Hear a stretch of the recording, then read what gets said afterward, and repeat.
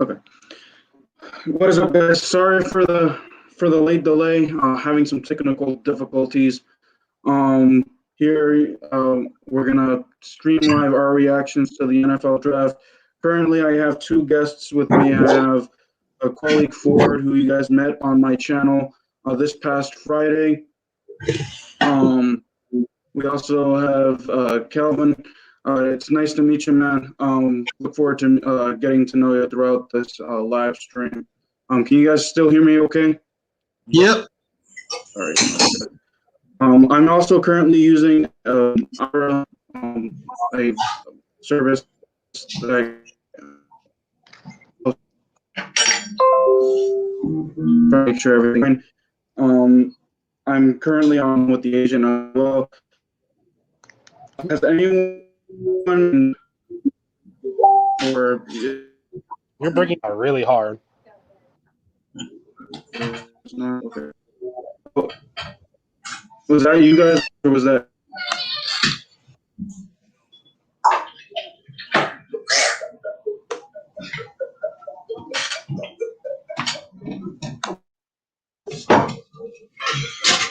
I think that we lost. Yeah, Oscar, if you're there, you're like. Give me 1 second. Internet's acting up. Yeah. Okay.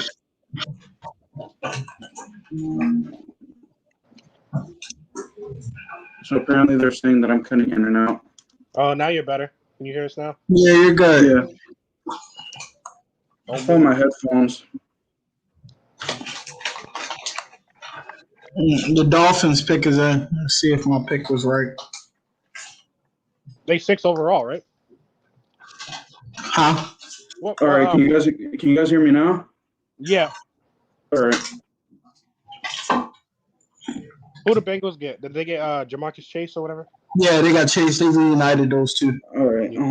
So there's no one else backstage?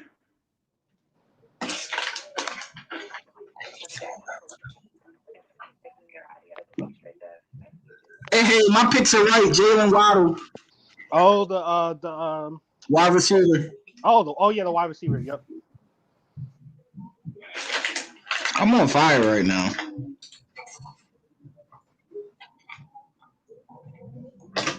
No. I'm wrong. I had Miami picking up Sewell, and I had the Lions picking up Waddle. Can you guys still hear me? Yeah. We Yeah. Do you want it through your headphones or do you want it through the mic? I have it through the mic. They can still, so we can just keep it as is. Yeah, let's do like clear. You good? I'll just message the two guys that are still not in to message me so that way I can let them in. Thank you very much. Yeah, thank you. Good luck. Thank you. Have a great night. I'm getting notifications left and right, guys. Sorry. Let me see if I can turn on my TV.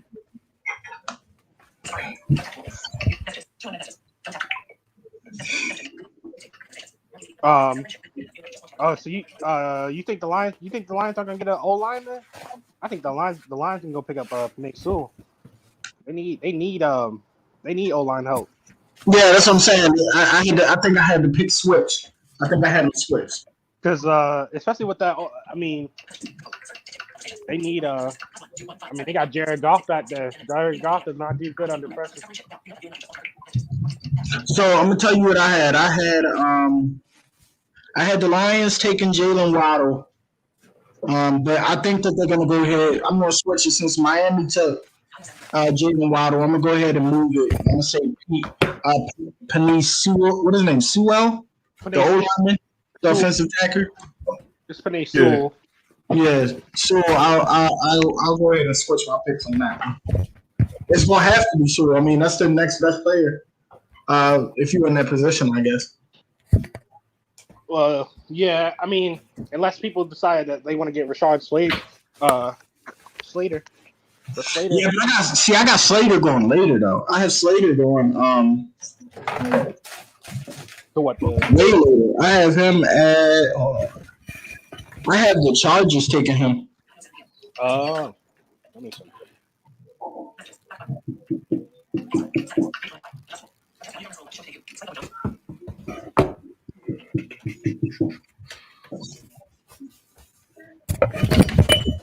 I'm not mad at that pickup by the Dolphins. I just think that it was a bad pickup for the Dolphins only because the Dolphins need O-line help. I think that though, like everybody's been saying that they're setting Tua up for like go big or go home, basically. Yeah. Have wide receiver help. You know what I'm saying? Mm-hmm. So, I mean, I don't know if Tua's a guy. I mean, I don't know, but I mean, hopefully Brian Flores can do something with him and like turn him into a good quarterback. I mean, even if he's above average, like he'll be good in there.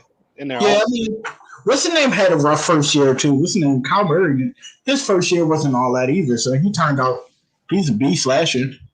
Oh yeah, and I mean, and they've been upgrading Kyle Murray. I mean, they went out and got JJ Watt. And, yeah, Can you so also hear me?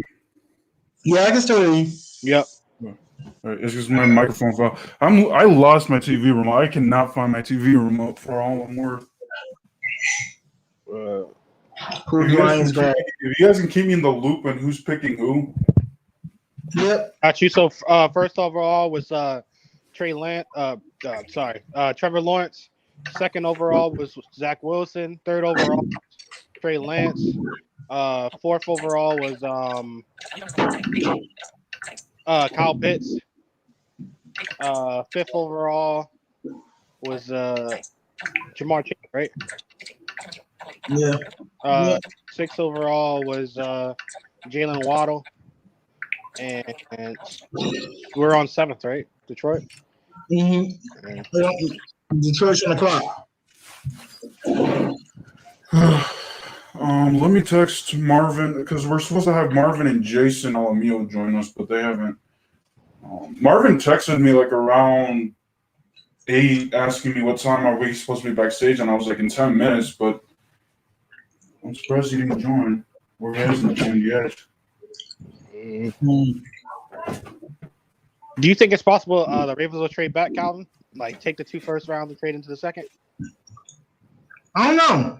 I mean, I think they really want that cornerback, so I think it depends on what everybody's picking. Like, if the field looks pretty relatively in this direction, I don't think so. But like, if the field starts to if somebody starts taking people, I can see them going back and reevaluating. People got him moving up to get Devontae Smith. I can see that. I don't know. I mean, I think he's a good receiver. I'm just not sure if we need another little guy per se. No, and I think that to be honest, I think that you can pick up a quality receiver in the second round of the draft. There's gonna be a lot of QBs and defensive backs and stuff picked up in the first round anyway. Also, if you look at it, Julio Jones is on the market, and we're in the market for Julio. Yep. But to get Julio, we're gonna have to give up a lot. So that's the thing. That's true. We might not have first round picks for the next 3 years.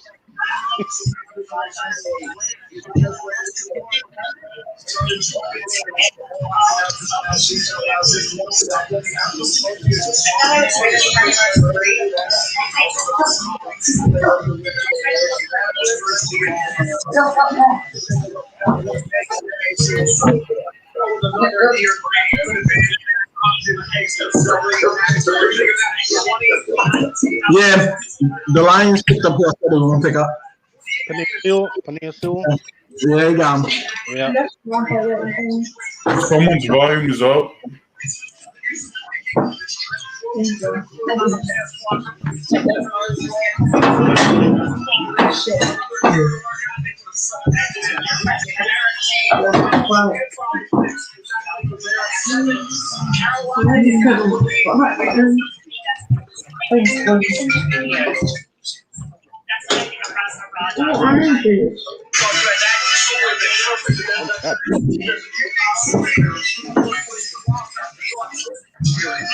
Hey, you put the background, Calvin? Huh? Is that you back there with the background? Yeah, man. I got a lot going on in the background. Oh Lord. They needed Panay Sewell though. They really did. Yeah, it's a good pickup. Well, no matter which one of those teams picked them up, that was a good pickup. Yeah. Who you got going next? Let me look. Let me look. Who's on the board? It's Carolina. Carolina. Yeah. I got them picking up. I got Carolina picking up either Rashawn Slater or Justin Fields. I think they're Do gonna you, trade. do you really think that they're gonna pick the quarterback that's left? What was it? Justin Fields is still on the board. Yeah, I mean After Justin the, Fields and Mac Jones are still on the board. Yeah, Justin Fields still on the board. They might grab him. I think that he's gonna be too good. It's too good to pass up. No, I think New England trades up. I think New England trades up with to the Panthers and You get. think they take him right now? Yeah, I think that New England goes up because I mean the Panthers already invested in Sam Darnold and they shipped off what's that man's name? The other quarterback they had Teddy Bridgewater. Yeah, they shipped off him for a 6th-round pick over to Denver. So either the Panthers or Denver will probably trade off New England.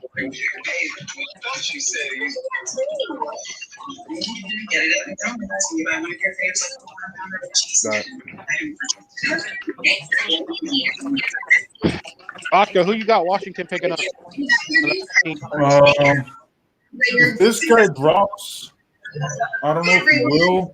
I have Washington getting Jeremiah Owusu. Me too. I had the same. I had Washington taking Jeremiah. Yeah. Both of them. What position he play? Linebacker. Yeah. Linebacker. Yep. Oh my God, their defense will be scary next year if they do get.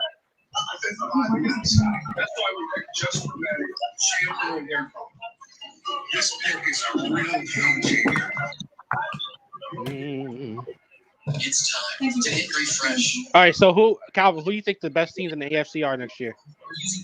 Ooh, well, I think the Burrows and Chase combination is gonna be nasty. I don't see the Steelers getting anything that's gonna make the Steelers like any better this year. I think the Steelers are gonna pick up a running back. So I think they try to have somewhat of a strong running game to assist the older Roethlisberger, but I do still think that it's going to be pretty much the same. I don't think the Browns are really going. I don't even know, man. I feel like the Ravens are still going to have it. I think our defense gets better. I think Marquise Brown is in for a good year, and I also think that. All right, hold on. The pick for the Carolina Panthers is about to be live. What, Oscar? Panthers are about to pick. It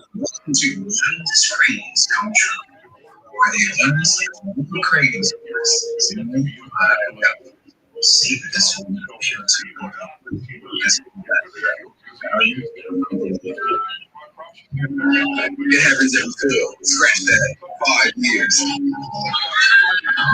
The greatest football tournament on earth. In Europe.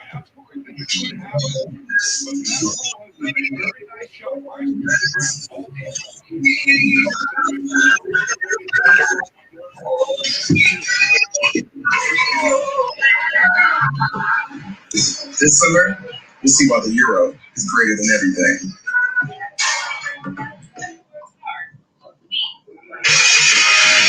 God damn, these commercials long as hell.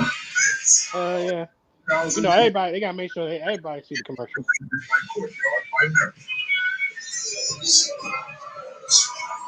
Wednesday night, May 12th on ESPN. Oh, that's what you're watching in the background. I was like, no, that's Sean watching it. I got the draft on, but I got it on mute. Monday night football schedule and much more. That's coming up Wednesday, May 12th on ESPN2. And we don't have much time to tell you much more right now because the Carolina Panthers have made their pick, and Roger Goodell is making his way to the podium to announce it right now. Oh, snap. With the 8th pick in the 2021 NFL Draft, the Carolina Panthers select J.C. Horn. Who? Oh, J.C. Horn.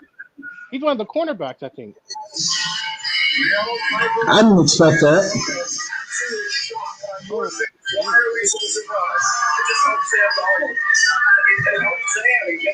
J.C. Offensive lineman? Next steps, Mark Anderson and DJ Moore, 1 year left on the contract. I did J.C. Horn, number one corner. Yeah, the number one corner, so much Joe Horn, active player in South Carolina, went all defense last year. Yeah, he was a cornerback. Defensive side of the ball. But can I help out? I had him going to Dallas. That's what they needed. Dallas needed him. Well, if Dallas is smart now, they're on before Eagles.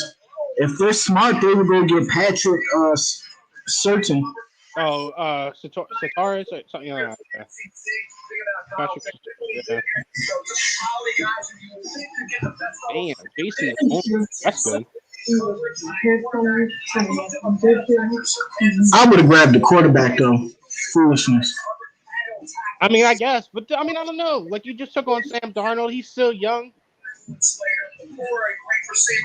mean, do you think Sam Darnold is just a bust? Well, I think he's a middle of the road quarterback. I think that like you have the opportunity to actually pick up somebody that could be. Yeah. Like transcendent, yeah. Covering the NFL draft, J.C. Horn's family is excited as he's on his way to Carolina. Which way does Denver go? We'll find out next. Okay, so Denver. Do you think they grab a quarterback? Who you got Denver drafting? Denver. I mean, look. Well, my stuff's starting to get into a thing. Well, I think that they grabbed. Well, I had Denver either grabbing Trey Lance or Justin Fields. I think Justin Fields is still on the board, so I got them grabbing Justin Fields. And Trey Lance is already off the field, so. So even though they just traded for Teddy Bridgewater, you think they just going? I mean, now they have Teddy Bridgewater, Drew Lock in. It's too good to pass up. And I think Mac Jones is still on the field. So I think they could even go for Mac Jones. I think Mac Jones is a little bit better than Justin Fields. So I think we in the unknown territory now. What about you, Oscar? Who you got Denver picking up? Yes, please. Don't get me wrong, I love my RV, but it's such a mess. Oh no, Oscar! I wish I could prove my insurance stuff. How far the RV? All right, okay, so but like overall, seven best teams in the AFC, like to go to the playoffs, I guess. Who's going to the playoffs? It looks like he's not even in the chat. Best teams going to the playoffs. I got Tampa Bay. All right. Tampa Bay. The Chiefs. All right. NFC, AFC. I got the Browns going again. Yes. Okay, Browns. Okay. I got the Ravens. Of course. All right. I think it's going to be another 3-team. I think it's going to be another 3-team shuffle in the AFC North in the playoffs. So I'm going to go ahead and I'm going to say I think Cincy sneaks in. Oh, okay. Oh, so you saying AFC North about to be like competitive? Yeah. I got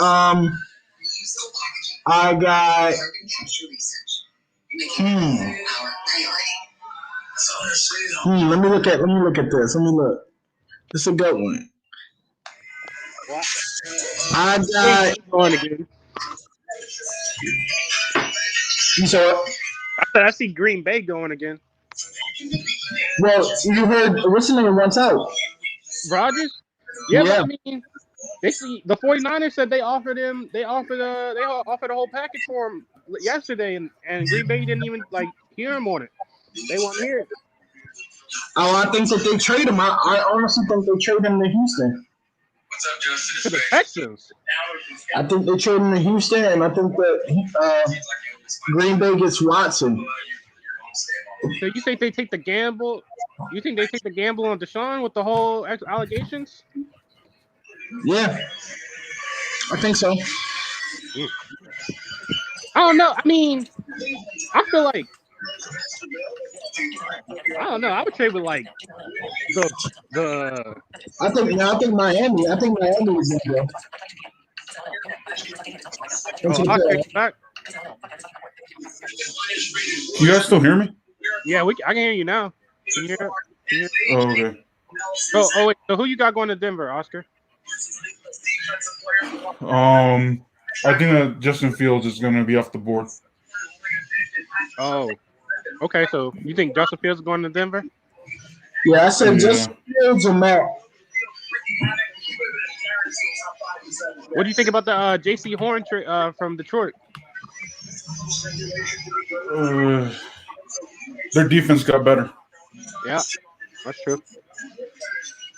But then again, Detroit had a lot of holes, so. Yeah, but I feel like that was an indication of where they're going. I think that they're less offensive focused. They're gonna try to be a defensive team, like hard. Well, I mean, and that makes sense though with Jared Goff. You know. Yeah, but that's the thing. Jared Goff don't have no.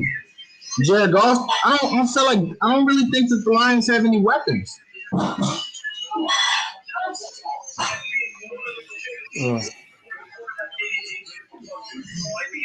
So if you all don't mind, if you guys can, do you guys have the YouTube links so you guys can send? Because I don't think anyone's here is in the YouTube chat. Like I'm going live, but I don't see anyone like in the YouTube chat. So if you guys don't mind sending that link off to your social medias.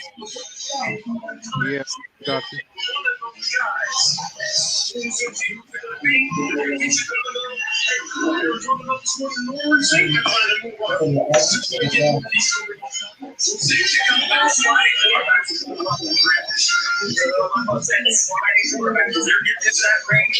Oh, I forgot that Patrick Surtain is still on the board. Wait, what'd you say? I forgot that Patrick Surtain is on the board. Oh, yeah. So maybe Denver will go defense yet again, since they like getting their defensive players in the early rounds.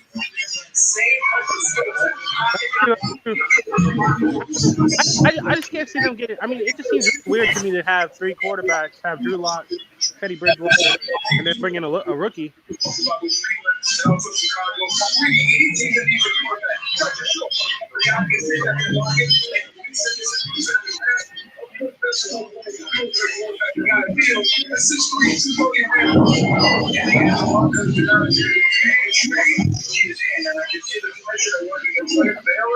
Oscar, do you think your team's gonna make it to the playoffs again this year? The Chiefs? No, I said your team. Oh, Washington? I don't think so. Not with Ryan Fitzpatrick.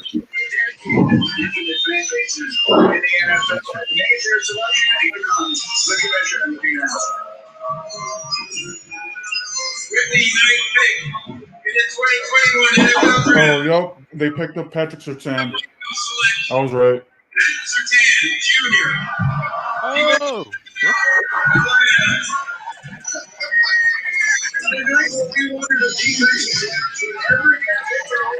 Calvin, what you think, bro? They picked up Patrick Surtain. They got the defense.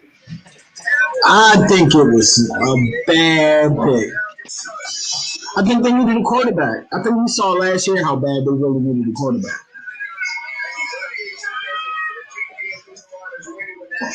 And I'm a little shocked that it's a lot of quarterbacks still on the board.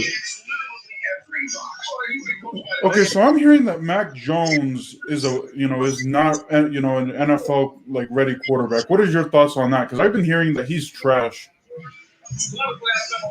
I mean, people say that he's not as athletic as like Justin Fields or Trey Lance or Trevor Lawrence. But the other thing about him was people were saying that his mind, like he's really smart. He's really critical. He had a 4.0 in school. So he apparently has a really high football acuity too. So I don't know. I mean, I think he goes into the league and he's I think he's a Matt Ryan or a Jared Goff type player. Yeah, I think so too. I think that like realistically, I mean, if he falls to a better team, like he falls to New England, like that's a good place for him to go. They have a good O line. Bill Belichick has a system. Matt Jones can learn the system. I mean, Bill's got a chip on his shoulder because of all the whole stuff with Tom Brady. Like I think New England might be one of the best places for him to go.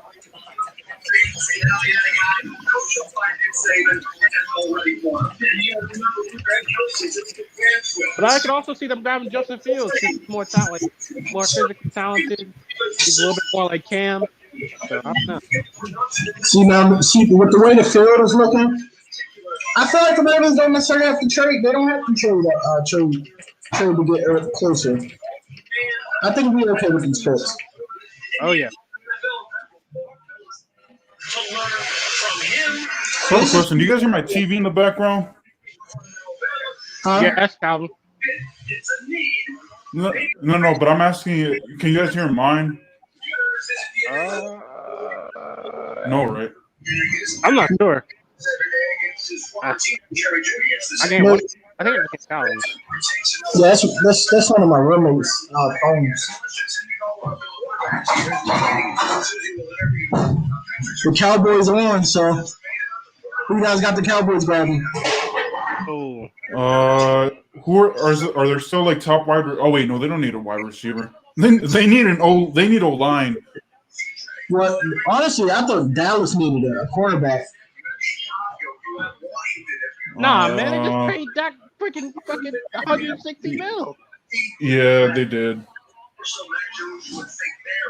What the hell? Jerry Jones just paid Dak the big fucking payday. No, I said a cornerback, not a quarterback. I was like, bro, they gave Dak on a fucking bike. That'd be stupid. If I'm them right now, I'm going to go grab. I'm getting Greg Newsom. You getting who? Greg Newsom. Greg Newsom. Oh, yeah.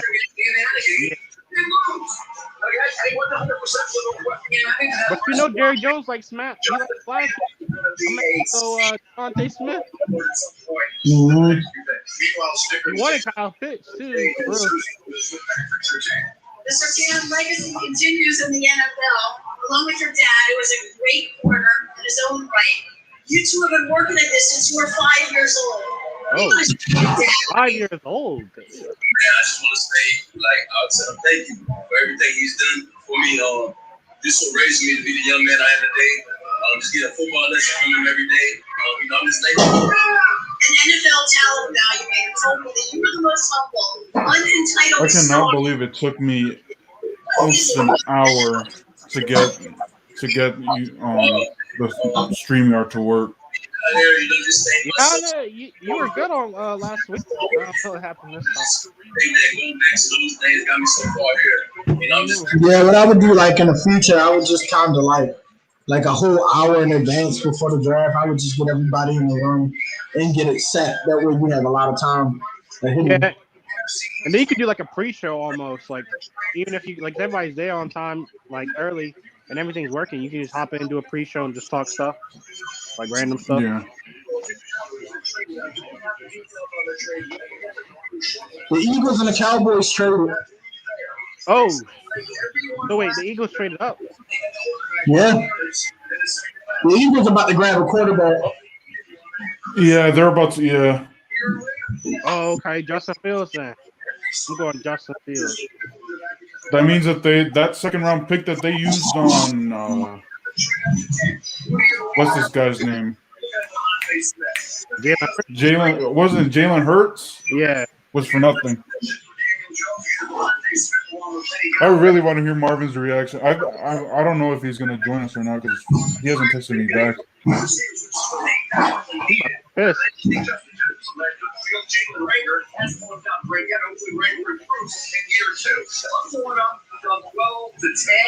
I'm going ahead of the Giants. I got to get Devontae Smith. He's the third best player in this draft. Oh man! Oh, Should the Giants select a wide receiver or Micah Parsons? Is Micah Parsons still on the board? Yeah, Micah Parsons is on the board. Yeah, I heard the Giants really like him, so he might be going to the Giants.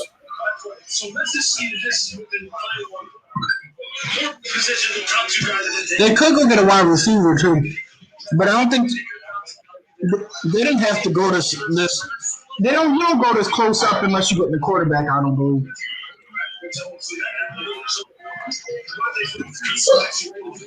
Oh, come on, Washington. If Justin Fields is still on the board by 13 or 14, Washington should trade up.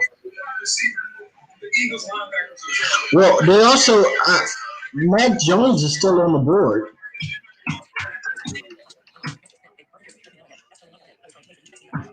I think Mac Jones is a better quarterback than Fields.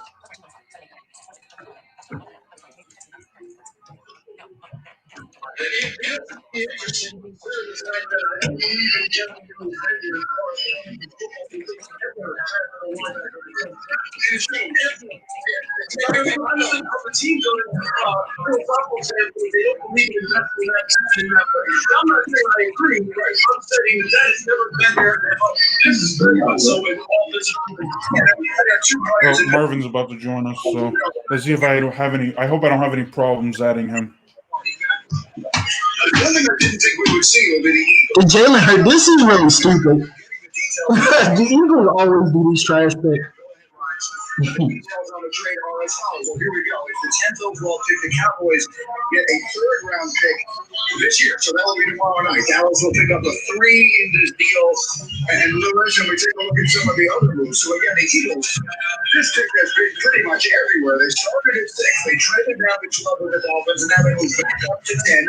That's Howie Rose's been making a lot of moves around the draft floors, and that's an organization you know very well. Yeah, let's see, very much so our team that is very draft-centric in terms of moving, and they like to, in that vein, they like to move up and down the draft list. They like to try and find value, they like to create value for themselves in future years by retaining picks, which is what the move now they see a player that they want is not taken away from the fifth mile, so let's move back up. We have some ammo to do it now, so let's move back up in life. We really like it. Help our quarterback, help us score points, help us get back in contention in the NFC overall. And when you have situations like this, can I get a later slipping down just a bit? That is all you can do because he was right there with that so they can't all go in the top 10. Some really good players who were projected to go high guys always dropped into the middle of the first. And that's happening again this year. All right, I think the expectation, essentially at least according to many of them on class, was that we went a little over on the corners. The 2 corners that we've seen go off the board so far, JT Wright and Patrick Sertan, both outstanding players. But that I think is what has it out for some Dallas trades out. So again, the Eagles who were 6 and at 12, now they're at 10, and they're trading with their arch rivals Dallas Cowboys. The Eagle fan is getting out of the honorary chair. Roger Goodell is getting set. 2.5 to pick. Marvin, can you hear us? Hey, yeah, man, can you hear me? Yeah, we can hear you. Okay, great, man. That's welcome my to the fault. stream. I lost track of time, and so I apologize about that. Oh no worries, man. I was having technical difficulties, so you're good. No, it's all good. Just a quick breakdown of my thoughts Marvin. and my opinions. The Eagles have selected Devontae Smith. Can you hear me? Your thoughts? Yeah, we can hear you. Okay, great. Your thoughts on Devontae Smith getting picked by the Eagles, man? You have the floor. You said my thoughts on Devontae Smith going here to the Eagles? Yep. You know what? I actually did a mock draft earlier today, and I had Philadelphia moving up from 12 to Devontae Smith. In mock draft, I had Carolina moving down to 12 and taking Rashawn Slater. I'm ecstatic. I think this is exactly what Philadelphia needs for a young quarterback in Jalen Hurts. You're giving Jalen Hurts a receiver who is breaking records left and right at Alabama. I understand that Devontae Smith is 176 pounds, but you put him in a slot and you allow him to work work on these slot corners, who are more times than not the best corners, who are not the best corners on team. So he's going to be taking advantage of some of the second and third best corners on teams, and I think this is an excellent for Philadelphia, and I love it from a talent standpoint and a scheme wise standpoint as well. On the 9-ball and then just take off and complete. The catch down here. Quick step inside, then just take off on the 9-ball. So Marvin, so we have Kwalik here with us, and then we have Calvin with us as well. He was Kwalik sent me his info, so I added him to the stream as well. Your contact said that he wasn't feeling too well, so he may potentially join us tomorrow.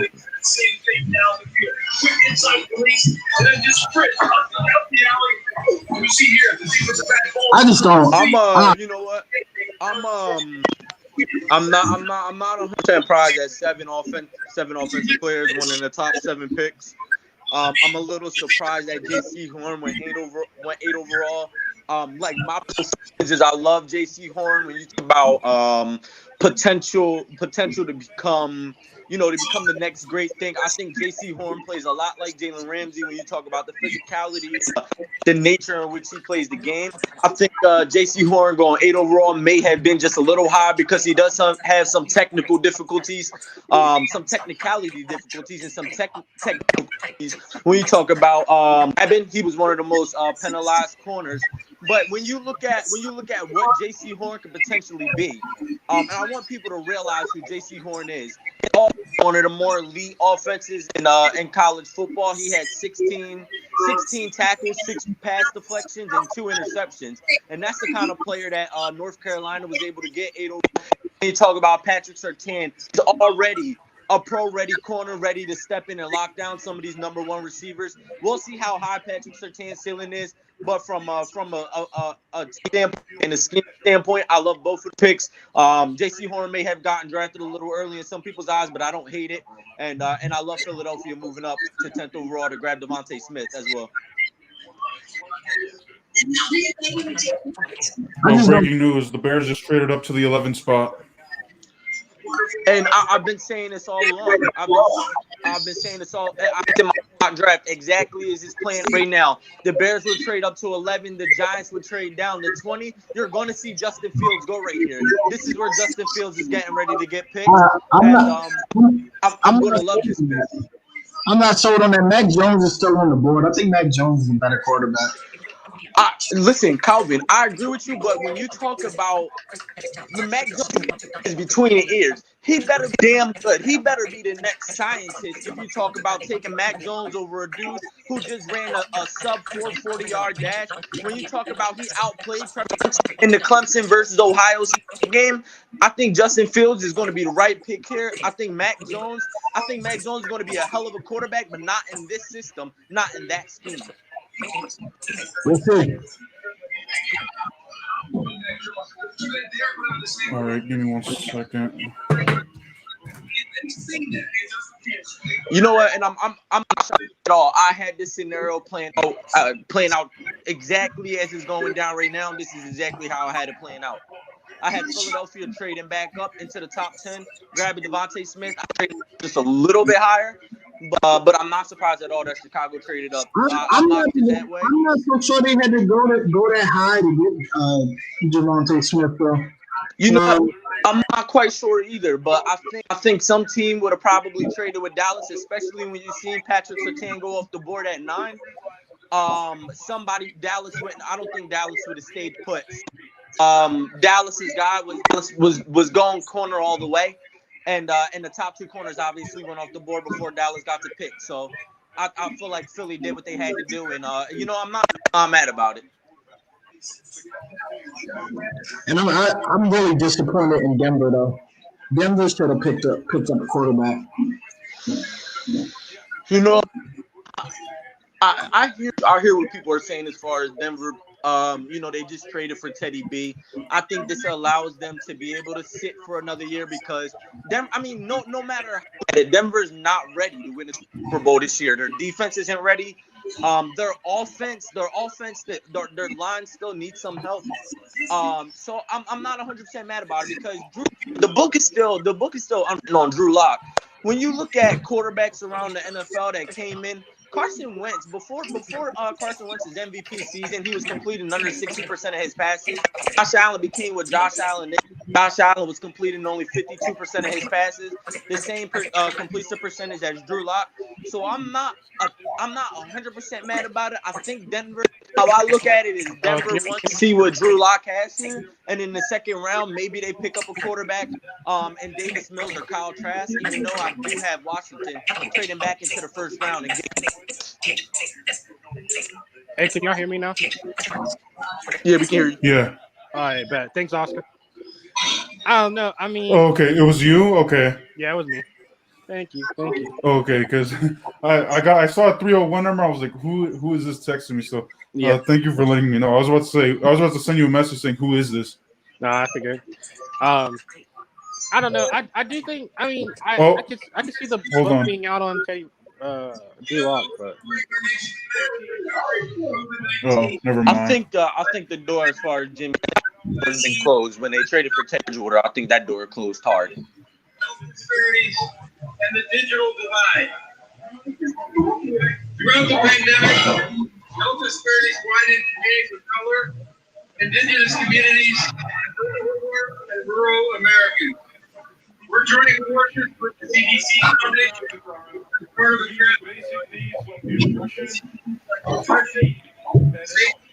Hey, All right, boys. So we are about half an hour into the stream, and we're still not shut down. leading the Greater Auburn Christian Development Corporation in Chicago. If one of you guys can fill me in, who was taking 6th and 7th overall?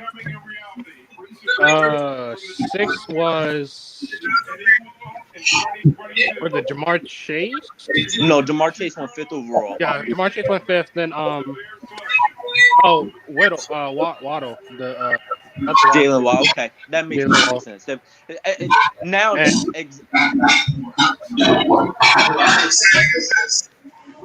Oh, it's 7 Detroit. I told you exactly as I predicted it. Justin Fields right here just went 11th overall to Chicago Bears. Justin Fields is off the Chicago board. just got a hell of an athlete. Oh. They got a hell of a quarterback. Justin Fields, in my opinion, is going to be one of the top quarterbacks coming out this draft class. When you talk about what he has, you just look at his production and his level of competition against against top competition at that. And just when you put the years along with his athleticism, I think Justin Fields, to me, is the second best quarterback in this draft. He went to the Bears, right? Yeah. Bears. And you know what? I mean, It's crazy, probably, because I mocked it exactly as it played out. I had the Bears trading up to grab him at 11. I feel like, that makes sense. Got Allen Robinson. Yeah, I feel like they needed a quarterback here. No matter what, I feel like it was going to be a quarterback. And I think if he can play at a high level, the Bears are a Super Bowl contending team. The pick is already in. I don't know if you guys know that, but the pick came in already. Yeah. I'm saying that I think that Justin Fields, if he plays at a high level at the NFL, he can, he turns the Bears into a Super Bowl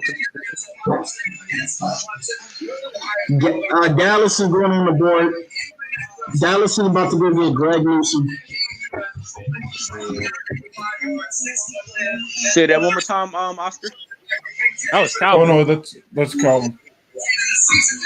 He said that Dallas is on the board and they're about to go get Greg Newsom.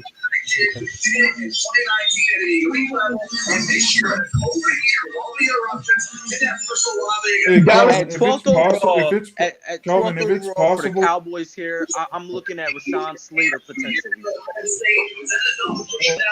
Hey, Calvin, if it's possible, if you can lower your volume. You said what? So if you can lower your TV volume. Turn your phone down a little bit. Yeah, I got them going for a cornerback here. But what cornerback would you take? Because taking Greg Newzone out of Northwestern, that's a solid, not the sexiest pick on the board, a very solid pick. But Greg Newzone isn't going to go any higher than like 17th or 18th potentially. I just can't see Greg Newzone going this high in the draft. I'll take the gamble. I would take the gamble. I mean, I think they do need defensive help. I mean, they have a good offense. Like, I don't think they need any. Like, I mean, yeah, they might need some pieces in the O line, but the offensive linemen have a very deep. I do think the Chargers go when they take Slater. I have the Chargers taking Slater. I can honestly see Dallas. There's a lot of different.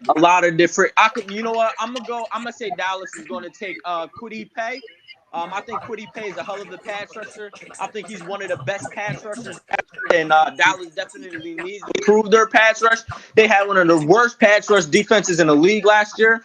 Their offense is ready now to go win the Super Bowl, so it's time for Dallas to go get it. Whether it's Jalen Phillips out of Miami, whether it's Kwity Paye, whether it's Gregory.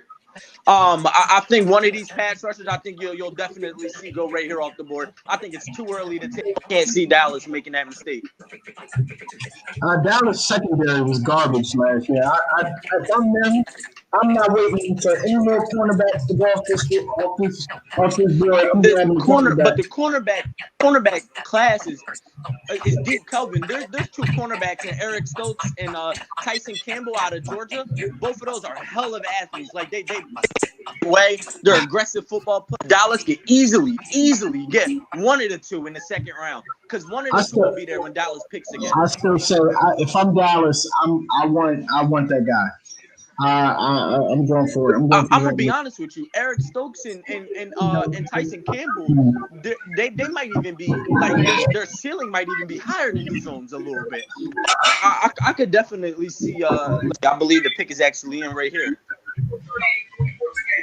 Yeah, pick is in. See what they're saying. Well under control.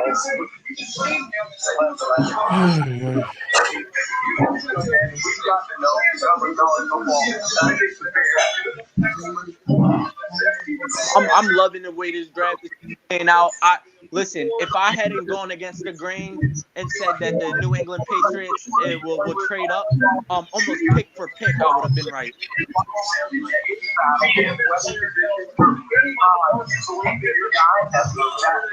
And I think you'll be that guy for the Bears. Let's see, Cowboys. Who do they select? The Dallas Cowboys are on the clock. And let's remind you how they got here. The Cowboys originally were set to hit 10 in the first round. And they swap with the Eagles.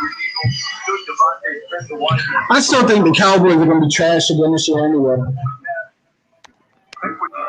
Only because they have a losing culture. I don't. It doesn't matter how many picks you get, how many good players you have. The culture sucks. And the culture sucks. For which organization? Cowboys. Dallas. You said the coaches suck? The culture. There's no winning culture. They don't have a winning culture in Dallas. They have a. We'll play okay during the season sometimes, but we won't do good in the playoffs. So we won't go anywhere. I think Dallas's biggest problem last year was bringing in Mike Nolan, a coach who has been, for a good bit of time, and expecting him to come in and be able to conform to how the NFL was being played. Now, somebody's voiceover is extremely loud.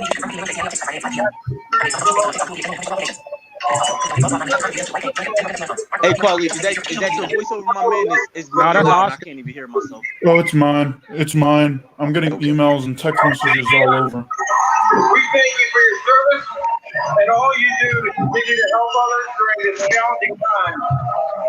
Please do us the honor of making the Cowboys sit.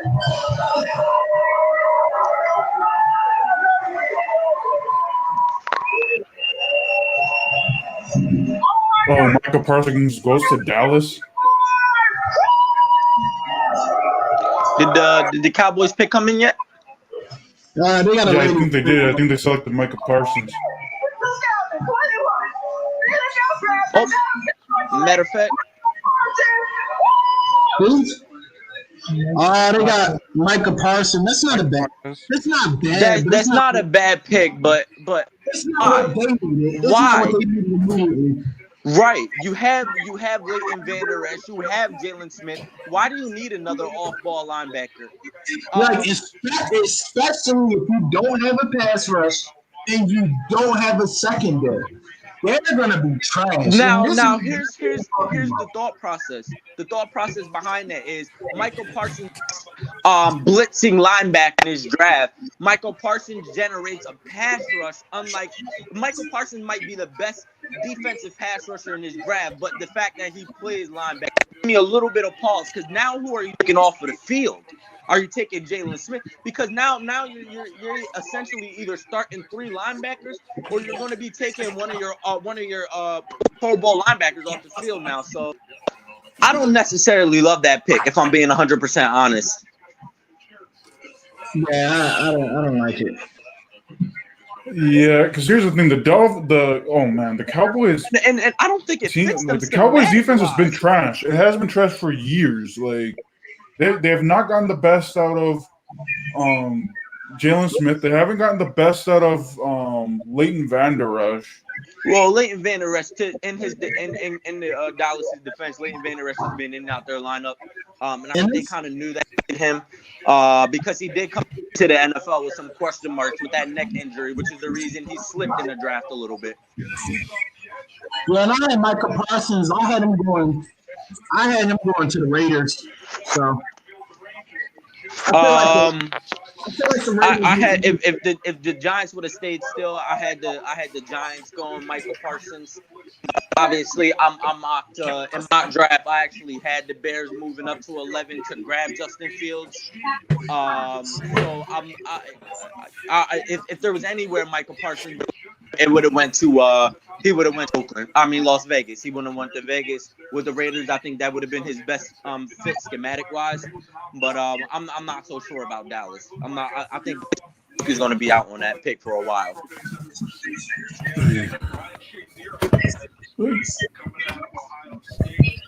All right. I think they drafted him purely on maybe just draft value more than like Best player available. You know, probably. the only thing that Dallas can say in their defense, this is the best player left on the board. There's no doubt about it. This should have been a player picked in the top 10. This was a player that was even ranked as high as number 6 overall to Philadelphia. Mock drafts first started coming out. Philadelphia was projected to take him 6 overall. He was projected to go 5th overall to Miami in a few. I seen him as high as Denver at 9. So best player left available. This is the best pass rusher in the draft. So I'm not 1,000% surprised, but like I told you, man, I'm just not in love with this pick. I'm not in love with it because actually you're going to have to take one of your star workers off the field. I feel like it goes back to what I was saying before. Like I feel like this pick, it's just useless to overall what they should be trying to accomplish, and it doesn't necessarily fix any holes. And I think that team has so many holes in defense that a good pickup at cornerback or a good pickup or a good edge rusher or something here would have been what the doctor ordered. Unless that's how Dallas envisions Parsons is putting him as more like a Von Miller role, where Von Miller, he's a linebacker, but essentially what Von Miller does is he blitzes a lot. Unless that's how Dallas kind of envisions it, then outside of that, I just can't see it. I can't see how he's going to fit in and how you're going to be able to keep Jalen Smith and Leighton Vander Esch on the field at all times. Because I think those are 3-down linebackers. I don't think you can take those guys off the field. I mean, unless they plan on trading one of them and trying to go get someone like a veteran. Why would you trade somebody proven for I'm not trading somebody proven for a rookie. That's true. I mean, I'll tell you one thing. Listen, the running backs in the NFC East better watch out because Michael Parsons is one of the hardest hitting linebackers coming out in the draft in a while. Like he like I loved watching. You watch him against Michigan. He lays the boom on people, and he's not scared to put his nose in there and I lay ain't gonna lie. I don't some think violent he's hits gonna on be that dangerous. I don't think so. I'm gonna tell you why. I don't think he's gonna be that dangerous because you're putting him on a team that doesn't know how to win games. You're putting him on a team that's just genuinely not. They just don't have a culture to foster Well, that kind of. they could potentially use him in a similar role because if you remember the Cowboys defensive coordinator now they have a new D coordinator. It's Dan Quinn. So put him in a role similar to Deion. He doesn't always have to cover some of these tight ends. He can cover if need be. He is a capable cover man. That's not his best suit. Put him in a role similar to Deion Jones, is blitzing a linebacker a lot of times, or putting laying the boom on some of these running backs coming out of the backfield. That's how he's going to be able to succeed.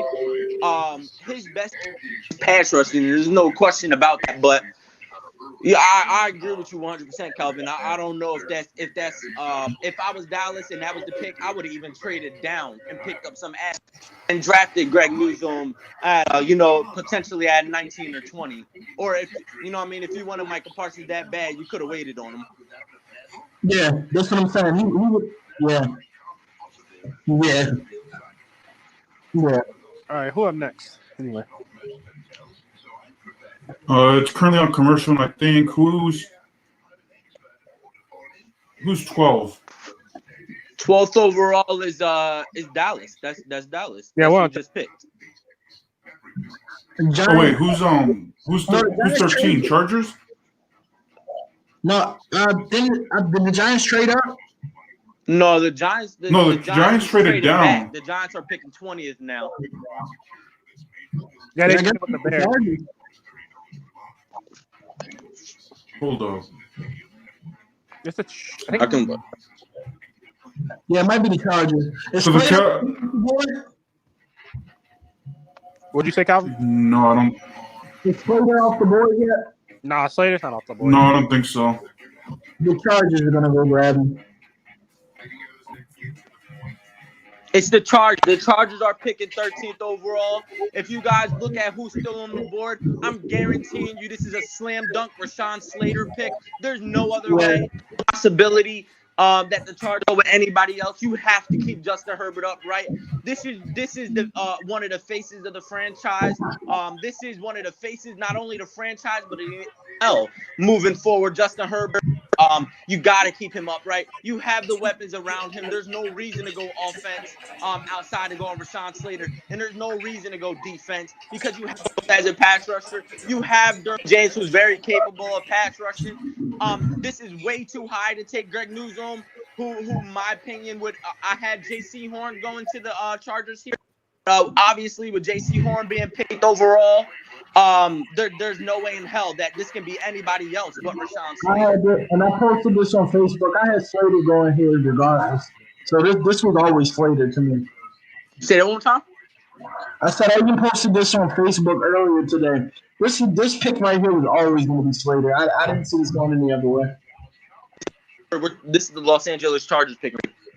Yeah, I'm saying I always had them picking up Slater. Oh, okay. Yeah, I just don't understand. I don't see how you can go later. Listen, Sewell is obviously the most pro-ready tackle, but when you talk about ceilings, I think Rashawn Slater, he's a ferocious. Like when he puts, there's no getting away from him. He's fast. He can get out. He can pass block. Obviously, he's a very, very underrated run blocker. So I think this is going to be a slam dunk pick. All right, Chargers are picking. This is you're talking about Rashawn Slater, who's going to be the left tackle for the Chargers for years to come. They needed a left tackle, and they're about to get him after they trade Oken. Then I just don't see what other direction they could possibly go here. So the Chargers just selected Rashawn Slater. It's official. Okay, I told you. There was no possibility in my mind they could have gone any other direction. I just couldn't see it. If they went any other direction, that would have been a complete miss. All right, so let me see the Vikings are, I think, next. So who do you think the Vikings are going to pick at 14? I got Christian Darrisaw. I think they go with an offensive tackle here. I think they need an offensive tackle. So I think it's I agree with you. Kelvin. But let me ask you this: was the reason they didn't make the playoffs last year, or do you think that was a tribute to the lack of pass rush that they had? Because there's some very good pass rushers on the board. Listen, Telvin Jenkins, Alex Leatherwood, going to be able to select those guys high in the second round. So I think you're right. I think the Vikings probably will go offensive tackle, but I'm not going to be surprised at Quiddy Pay right here or Jay Phillips out of Miami. Yeah, I mean. All right, Jason, can you hear us? Sorry, I just added Jason to the stream. Jason, can you hear us? I can hear you. Can you hear me? Yeah, we can hear you. Welcome to the stream, bro. All right, what's up, guys? What's going on, my man? What's going on, man? So you're a Cowboys fan, and the Cowboys selected Micah Parsons. What are your thoughts? I don't know what to think of this. I was first angry that. Not angry, but I was kind of upset that they didn't get Casey Horn. I'm gonna be honest with you. I'm gonna tell you what you should think of it, Jason. As an Eagle fan, that was a complete miss on Dallas's part. You already have Leighton Vander Esch. You don't need another linebacker. What you guys needed to do, if you wanted a linebacker, is you could have traded down to. I'm sure the Raiders would have traded up to 19 to take Micah Parsons. Traded down, grabbed Greg Newsome, paired him with Trayvon Diggs, and now your secondary is legit. Yeah, that's exactly what I mean. I was telling Oscar just the other day because he's a bigger, he knows more football than I do, and I know more baseball and hockey. But I was telling him I think Dallas needs to trade down for at least because for the first and second rounds, I think the Dallas could stay BPA, best player available all day, right? That was Michael Parsons in that situation was best player available. Yeah, so that's where I think. Okay, fine. If you were asking me, Jason, you did say we need to trade down. All right, fine. I got you, right? My problem here is why did we need another linebacker like you said? I really do think – I don't know if – now, someone else asked me before I came on, hey, what if they got Aaron Rodgers? My answer is no. Not after that last performance. Oscar did a video on that one. There's no way in hell Dallas is getting – No. They already hold on. Too much money. No way. Jets are trading up to number 14. The Vikings are moving down 23. Oh, who? Jacksonville? Wait, who? Jets are trading up to 14. Vikings are going down to 23. What the fuck do they want? I don't know. It's right here, man. And listen, I'm on the women say it. I'm gonna go on the women say it. I think Najee Harris could be your pick right here. This is going to be the highest running back you could potentially see that's gone in the last few years. You look at last year, no running back outside of Clyde Edwards. But in my opinion, there's nobody worth trading up here unless you're talking about Kadarius potentially. But even then, I don't know if I would have traded up to get him. Carly, who do you got? Carly, who do you have? For the Jets? I think that they would get a wide receiver. They need wide receiver help. They need wide receiver help. Denzel Mims. They just took last year. They just signed Corey Davis. You just signed Josh Doxson, Josh Doxson is in a household. Josh Doxson's trash. Listen, Josh Doxson's trash. But you signed him. He's your third receiver, and I think he'll play. Washington was trying to make Josh Doxson into a number one receiver, third and fourth receiving option. I think he'll be okay. But outside of the top running back in the draft, who are you trading up to get? There's nobody worth trading up to get right here. That's an offensive lineman, maybe? What about an offensive line? Because the Jets' offensive line is trash. No, listen, man. The offensive linemen at this point are so close to and trade up to get one of them. I just So, think so hold on. Does Washington not have a chance to get an offensive lineman? Do you think? Say that again. They Do you think? so Do they you right think now Washington? are looking. Go ahead, Jason. Sorry. Yeah, no, I was gonna say. First off, Oscar, you sound like Darth Vader. Number two, do you think that? It's my mic. Yeah, change the acoustics on it. Do you think that Washington could use an offensive lineman? Is that what they're gonna go for right now? Because I mean, like Oscar said in his last one of his videos, they're not making huge statements. I mean, they won the NFC East and whooped everybody else's asses, including the Cowboys. So, I mean, are they in for an offensive lineman? I think they So get here's the thing. Washington, they don't need an offensive lineman. They need a linebacker. And there's a very because good they one already that actually have mocked to Washington. Jeremiah JOK. Komoro. Yeah, but here's the thing, because also when I'm looking at John, let me look at a tweet that John Klein just sent. He just sent he just tweeted out something. Where is it? Let me see.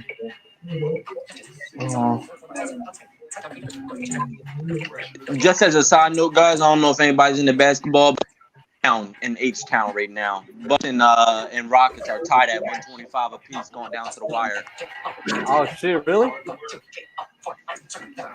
I see. I love college basketball, college football, all that. That's my strong game. See, I'm a big sports fanatic. But I mainly pay attention to college basketball, and then the NFL and the NBA. What do you think of March Madness? Did you see Abilene Christian take Texas down? Yeah, man, I did. Listen, my favorite Madness. Listen, bro. 3 seconds left on the clock. Yeah. That boy Jalen Suggs, cold-blooded from 67 feet away, banked in a 3 to bring it home. Yeah. For Gonzaga, man, that was cold. Don't Stone Cold kill him, man. That's what I'm saying. And then didn't UConn get taken down too? Yeah, but UConn wasn't in UConn this year. I don't think they were any good. Nah. And normally I would fear, but you know what? I didn't see Duke doing very well either. No, Duke doesn't have any premier sports this year. So I'm trying to see here now to see if I see any on Twitter. I'm not seeing, but outside of Kwity Paye and potentially Kwity Paye or Jalen Phillips, potentially because you know the new head coach Rob Tyler for the New York Jets is a 449 So defensive Washington coordinator. So what's this guy? Via Tucker is someone that Washington's interested in as an offensive lineman. Yeah, there's him, Christian Darrisaw, Telvin Jenkins. Those are yep. Yeah, I got Washington taking Jeremiah Wusu. Wait, you do? Jeremiah Korma. Listen, I got that too. I had that perfectly mocked, and that mocked in my mock draft. I had Washington going him. Damn, yo, I'm still stunned about. I mocked it perfectly. I said the Bears would move up to 11 and the Giants would go, and that Justin Fields would be pick at 11. I'm actually. Well, see, hold on. I thought Elijah Vera Tucker goes to New York Vikings Jets. traded their pick. Yeah, that's New York Jets. Who they get? Give me 1 second, boys. I'll be right back. I gotta take a call. But here's the thing with this, guys. Elijah Vera Tucker he's an offensive line. He's not particularly a tackle. He's they're saying his best position might even be guard. Yeah. You know what I was thinking too? I mean, what do you think of Carlos Basham Jr.? Say that one more time. Carlos Basham Jr. What you think? He's a very good pass rusher. Yeah. I don't see him going in the first round. I think that's a day 2 guy.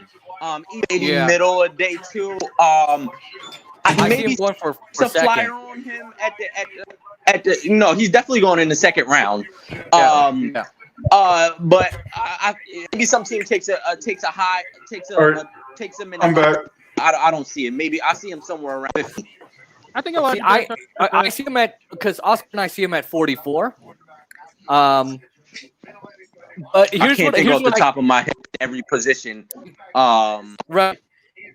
But from what I read on Carlos Basham Jr., he's not only just a pass rusher, but he can do other assignments too, right? Like he can do other assignments. Well, here I got the Patriots taking Zayden Collins. Mac Jones went 15th overall to the New England Boys. Yeah, I gotta go. I think it's Mac Jones. I think that giving Mac Jones. No, I think Mac Jones is going to go. He's going to slide all the way to the second round. No, it just happened. They took him. Yeah, I forgot Mac Jones was starting. It just happened. Yeah, I forgot they had a quarterback. They got to take a quarterback. They have to. I mean, Cam's old, and Cam's not good. We got to be honest. Cam's inconsistent. He's just not good. Yeah, I think they let Cam. They let Mac Jones sit behind Cam until maybe November, and then they maybe give him the reins, depending on how ready Mac Jones is. Like, they might let him start, but it's kind of interesting. I had the Patriots trading up to Atlanta. I didn't think Atlanta would stay put. And the dude I had them trading up for was Mac Jones. So well, I think Mac ended up going to the Patriots regardless, and I think that's a hell of a pick. That's the best schematic for him. Now, do you think with that pick that the Patriots are trying to make a statement of we can go back to the Super Bowl? Absolutely. Because when you talk about you realize who Mac Jones is NFL comparison, it's Tom Brady. Yeah, it's Tom Brady. He's not. That's why I asked you. It's what's between the ears. It's what's. But listen, I'm gonna tell you one thing.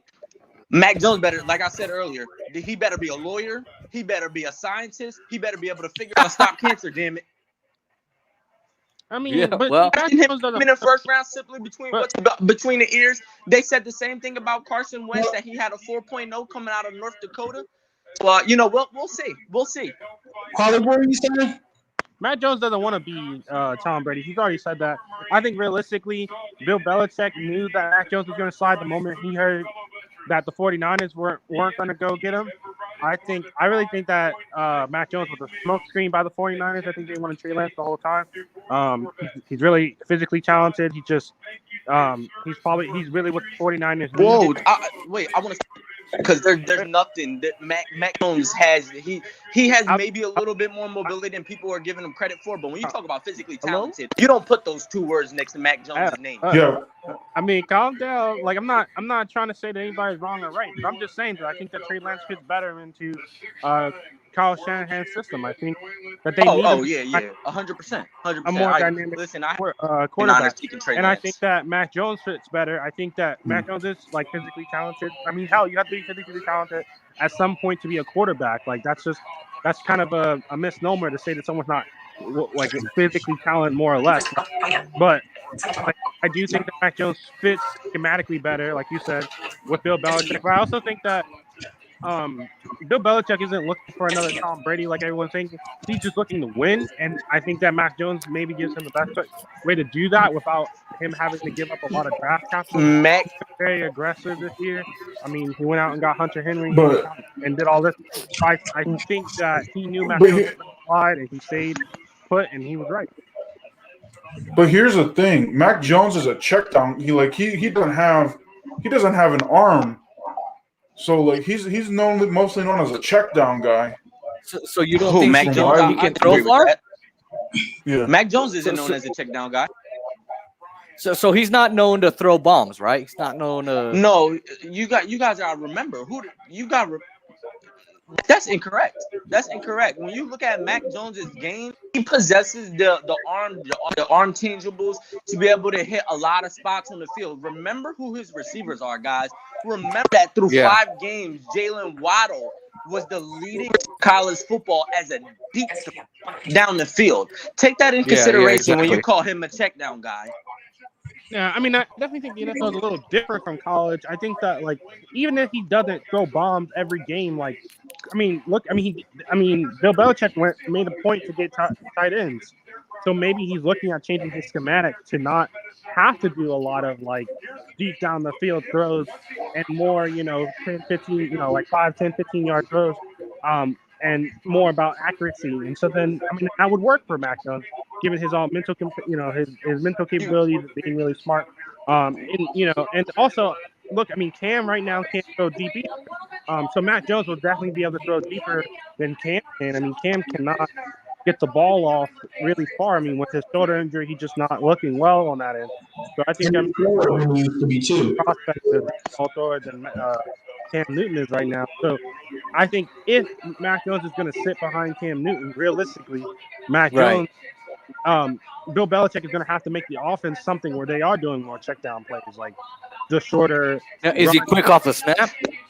I don't think it really mattered who the Patriots were taking here when you talk about signing Jonnu Smith and Hunter Henry. Regardless who was going to be at quarterback, I think those two were quintessential to the offense. But you're right, Cam Newton, he's having a hard time throwing the ball downfield. Now that could be, you can contribute that to the lack of practices, the fact that he had COVID-19 last year.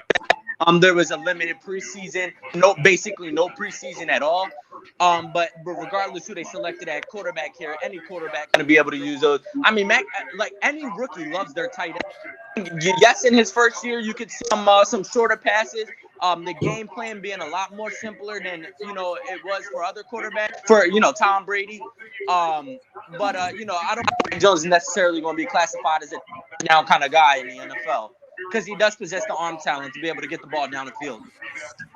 But I think they're in a different type of league. I don't think that you necessarily backpack the arm anymore. I don't think that's when the league you need it. We can't hear you, man.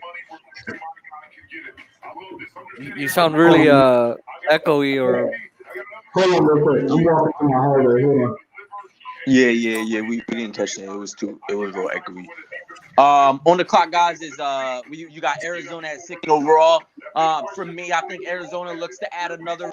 I could potentially see Kadarius Toney going here. I wouldn't be surprised. Listen, Kadarius Toney is your next Tyreek Hill, that next all receiver, where he comes in as a gadget type receiver, but he possesses that lead ability, a 4.3 40-yard dash to be able to stretch defenses wide open. That's something that Arizona doesn't have right now, is that deep threat. Defense is open. That's not who Christian Kirk is. AJ Green is not that guy anymore. DeAndre Hopkins possesses that ability. That's not his game. And Kadarius Toney going with Kyler Murray, that'll open their offense up a hell of a lot. And if Kyler Murray can't make it to the playoffs with those kind of weapons, then I think we start looking at Kyler Murray a little bit. So with Kyler Murray, let's go with that. What positives do you see with him? I like Kyler Murray. I'm a big ass fast. Oklahoma fan. He's very fast. I think he's very, very smart when his turnovers low. He doesn't lock on to just one receiver like you've seen Deshaun Watson kind of lock on to DeAndre Hopkins a little bit. And now, mind you, Deshaun Watson didn't have much to go with in Houston, but Kyler Murray isn't scared to spread the ball around. So if you give him Kadarius Toney and Cliff Kingsbury offense and a style offense where it's quick drop, get the ball out of your hands, and let Kadarius Toney burn these receivers on the side or anywhere in the slot, I believe Arizona's picking. I do think Murray needs to work the slot. Zayton Collins, linebacker out of Tulsa. Oh man. That's a hell of a pick. That would have been my second pick. That's a hell of a pick.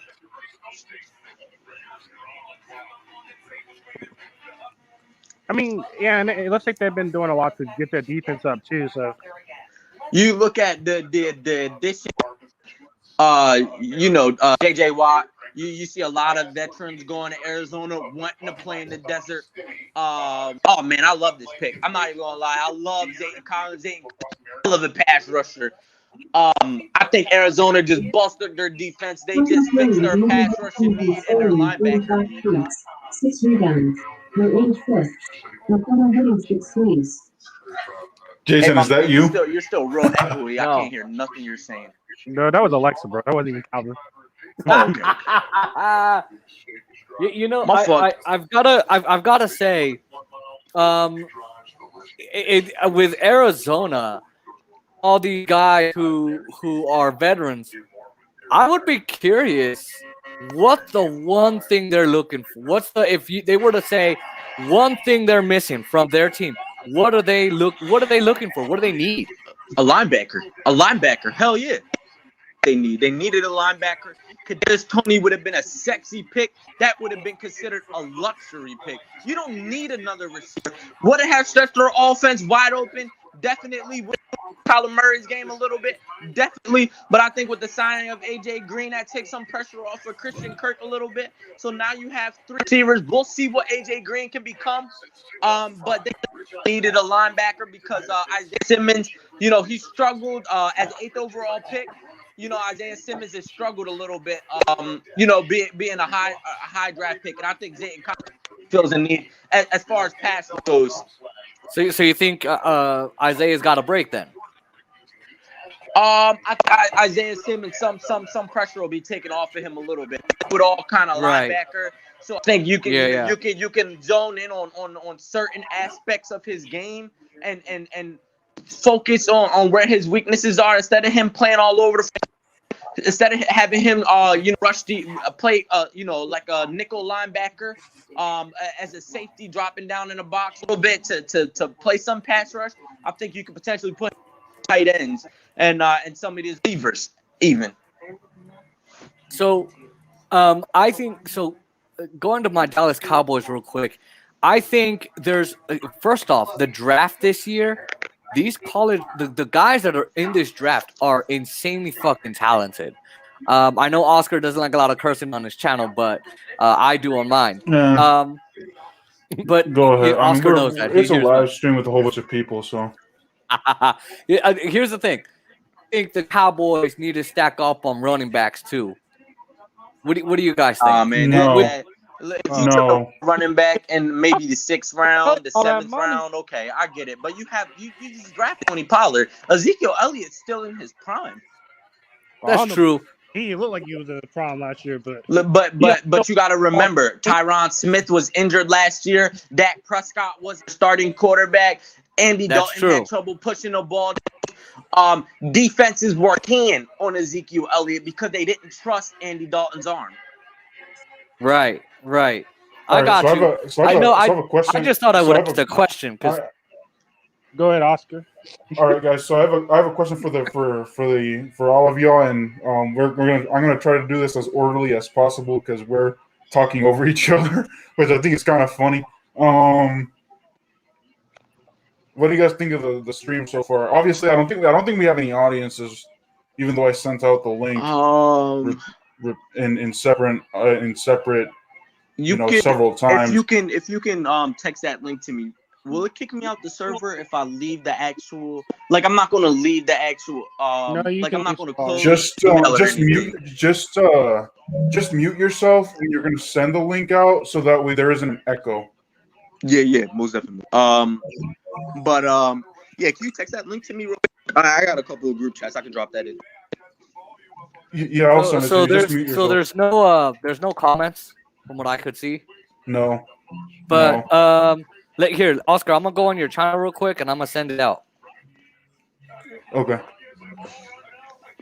Just mute yourself, Jason, so that way the echo doesn't. Oh yeah, I got the phone. Don't worry. I do. Hold on. Before I go into that, I want to ask you guys, Paulie, Marvin, Kevin, whoever can. I got a 3rd round pick, number 75, out of I think it's Southern Missouri University. Tyree Gillespie. What do y'all think? For the Cowboys? You know what? I actually don't know too much information. So Oscar, if you don't mind, I'm gonna use the script that you and I created. He's a nice sized who can flash big time mobility. Like, for example, you can think he keeps the action in front of him, and he can actually track the pass in the air. Now, He has a closing solid burst. He's hard hitting and can pass defenses quickly, which I think the Cowboys actually need. He reads the action. He can wrap up tackles. And one thing I like is that he's kind of aggressive from what I heard from Hey, Jason. I think Adam Schefter. Yeah, I got you. What's up? Hey, not to cut you off. Oh, the Raider selected Alex, whatever his Alex name is. Leatherwood. Oh, let's go over that. What y'all think? I don't know who that is. Actually a very good pick. I just needed another left tackle. So yeah, I don't hate the pick. I would have went with Jenkins here, but I don't necessarily Alex Leatherwood. Mike Mayock is as GM for the Raiders. He's known outside the box. You've seen that last year with taking Damon Arnett, 19th overall. You see it in here, taking a potentially less tackle over some more more physical tackles. But I don't hate it. I don't hate it. They needed a tackle. They got one. So and that's a first round talent regardless. What you think, Calvin? I personally think that this is the best pick that they could have got for where they are. I think that they really wanted Micah Parsons. I think that the Raiders really wanted Micah Parsons, but I think him coming off the board, they needed a linebacker, and I think the best linebacker still on the board was who they got. Yeah. Marvin, I just sent you the link to the YouTube the YouTube video. Or yeah, I think the Jason, do you need me to send it to you, or do you got it? I got it, man. I think it's a quality. All right. I think that the Raiders. Yeah, I think Tom was right. I think they wanted Micah Parsons. That's who I had them drafting. But I think the Cowboys getting the Micah Parsons, made them have to kind of look at the board and see what they could get and what they really needed, and they plugged up a good hole. And the Raiders are honestly a pretty good team overall. Their problem is I just have a problem with John Gruden. Yeah, it seems like it's John Gruden. I mean, Derek Carr's not even a bad quarterback. He's got good numbers and good stats. So it just seems that John Gruden's teams get worse over the season, like toward the end of the second half of the season, which is really bad. Like when you go down the stretch, you get better. Because he's 6-2, like at the beginning of the season, and then they just drop and they have a losing streak. I'm like, what is going on? What the heck is going on with John Gruden? Like him wearing down his team, like if his personality is too abrasive. He is, to me, he's this generation's Rex Ryan. Like he might be one of those guys that's a really great coach as like a coordinator, not as a head coach. Yeah, his personality is just so flamboyant, and he's so his media presence is so there that sometimes I feel like it really does irritate the players and it bogs down your team. Yeah. So do you think how do you think that's affecting the play, right? Like, because if you have a coach like that, you got players who are not going to adjust very well. Well, it does affect the play. They suck down the stretch. They're a terrible team. They're not good. They don't finish well. I mean, it's cool if you go 6-2 in the beginning, but it's a 17-game season. Like if you're going 6-2 and then you go you drop 4, you lose 4 straight, then you win 2. Like that's not good. Like you're not gonna make it to the playoffs like that. The Dolphins got a pick. Who y'all got the Dolphins grabbing here?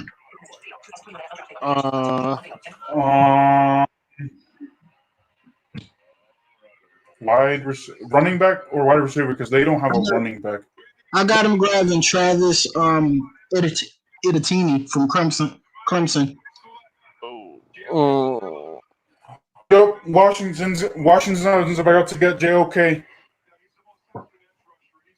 Wait, what are they doing? The Dolphins just selected an edge rusher. I think Washington's about to get Jeremiah. I think that's wait. They got an edge rusher. Dolphin edge rusher. His name is Jalen Phillips. Jalen. Oh, that's what I had actually, because they need defensive help. Like They have a good defense, but I think an edge rusher complements what they got together. They have a pretty decent secondary. They have pretty good, and so I think an edge rusher is good for them. Yeah, I would have Yeah, went but with. they're but the Dolphins top defense last year. Like they were number one in like turnovers. Like Yeah, I would have went with a running back here. Najee Harris is still on the board. I have them getting a running back in the second round. So Najee Harris, who do you think he's going to go with? Najee Harris. Who? Najee Harris. Oh. No. I think I'm going with Pittsburgh. Pittsburgh. Yeah. Where is he? What does he provide? Pittsburgh. Takes a little bit of strength. It kind of solidifies that there will be more of a running team this year more than ever. I mean, you got an aging Ben Roethlisberger, so you want to take as much pressure off of him as possible. Exactly. I mean, they already have a running back there, but I'm not sold that that he's the guy. He's the guy. I think that he's a good backup guy. It's kind of like with the Ravens, they went and they grabbed the running back, even though they had Gus Edwards, who's pretty damn good. But having that other guy is the guy. You see what I'm saying?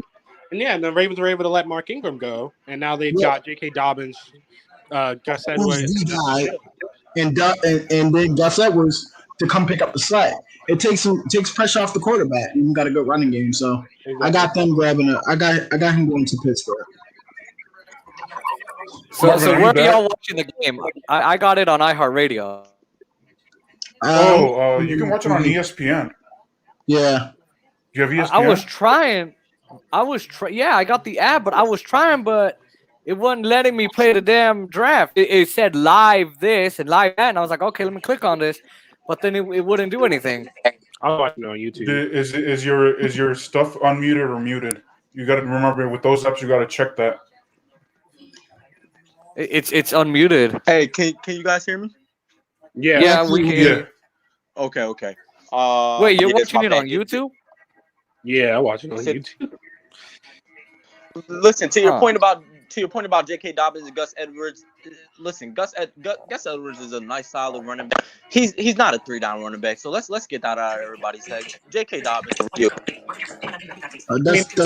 going to be the starting. That's not what we were saying. What I was saying is that a 2 running back game, when you have someone, I said, now Gus Edwards is a pretty damn good running back, so he's going to move the chains regardless. But he's not the guy. I said when they went and got J.K. Dobbins, he was the guy. And I think Pittsburgh is in the same type of situation. I think Pittsburgh has a running back, but he's not the guy. Pittsburgh has Benny Snell.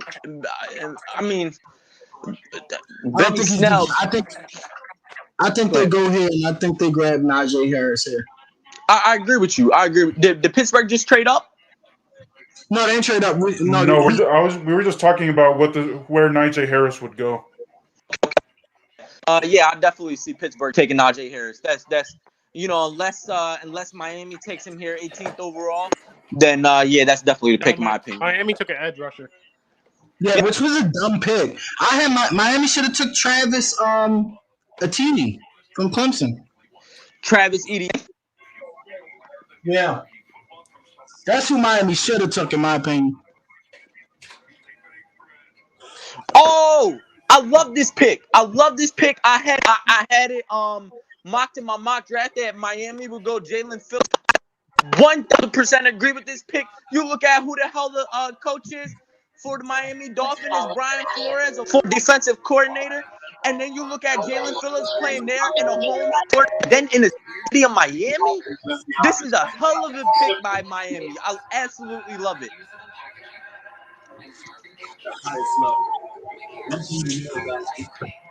The Players Coalition is dedicated to providing education. Keep in mind, Kelvin, Miami could get Jamonte Williams in the second round. They can go in the second round. Travis Etienne might fall to the second round. So Miami's not out of the woods here as far as running backs goes. They can still go running back. And they have plenty of draft capital to even move back into the first round. to draft a running back. Do you think they're gonna do it though? Janin Davis to Washington. Listen, Janin Davis, as far as draft picks goes, he's a high riser.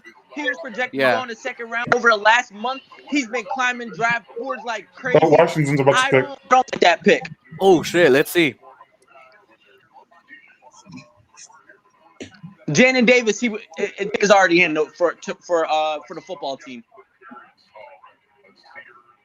They picked Janin Davis. Janin Davis, yes, that's who they took. Washington? Yes, he's a linebacker. He's not. He's great. A little just now when you're talking about damn Jeremiah.